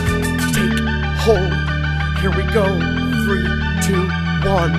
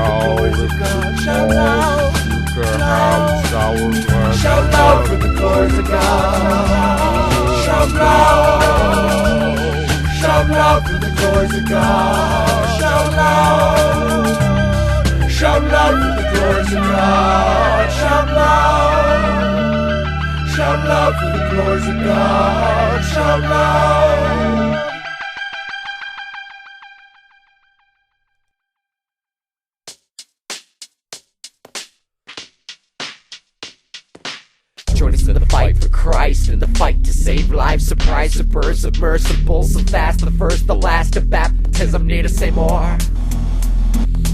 Pay attention like the marrow in your bones, arrow in your back, arrow in your lungs, zero into the fact, tertiary Christian neurons, synapses and narrow endurance into eternity. I'm a courier of charismatic attitude, meters even neater, it might even be fun. Cider indeed, need nerds, you need nerds, need a virtue, need to be a reason. Feasibility to be is a reason to be clean and sober, keys, open doors, signs of directions. Be the carrier of candlesticks, the man who brought you change. Every second you ride, until in your ribbon, you pivot, potential you curve and cat. Could be cold, could be copycat, could be copy corpse, could be Schrodinger's best, could be microacromacky, normal, open-minded, itsy-bitsy, freaking huge, a universal supermassive aspect of attached awareness. Aware of this all? Collaborative consumption. Are you aware of this all? Collaborative consumption. The new thing consumption. Collaborative consumption. Get up now! Out of the boat! Drop! Where did this up? We don't got about a girl, but about a not about a goddess spirit. Get up, what's up? Get out, chapter. Red planet on the head on foot.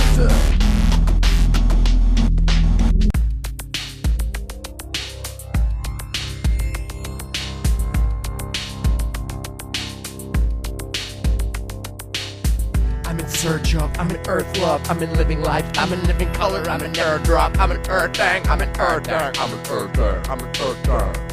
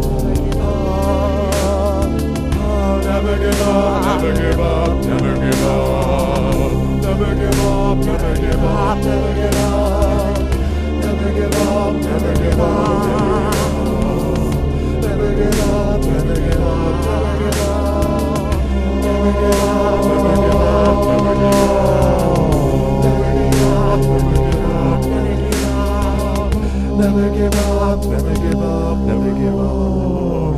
Never give up, never give up, never give up.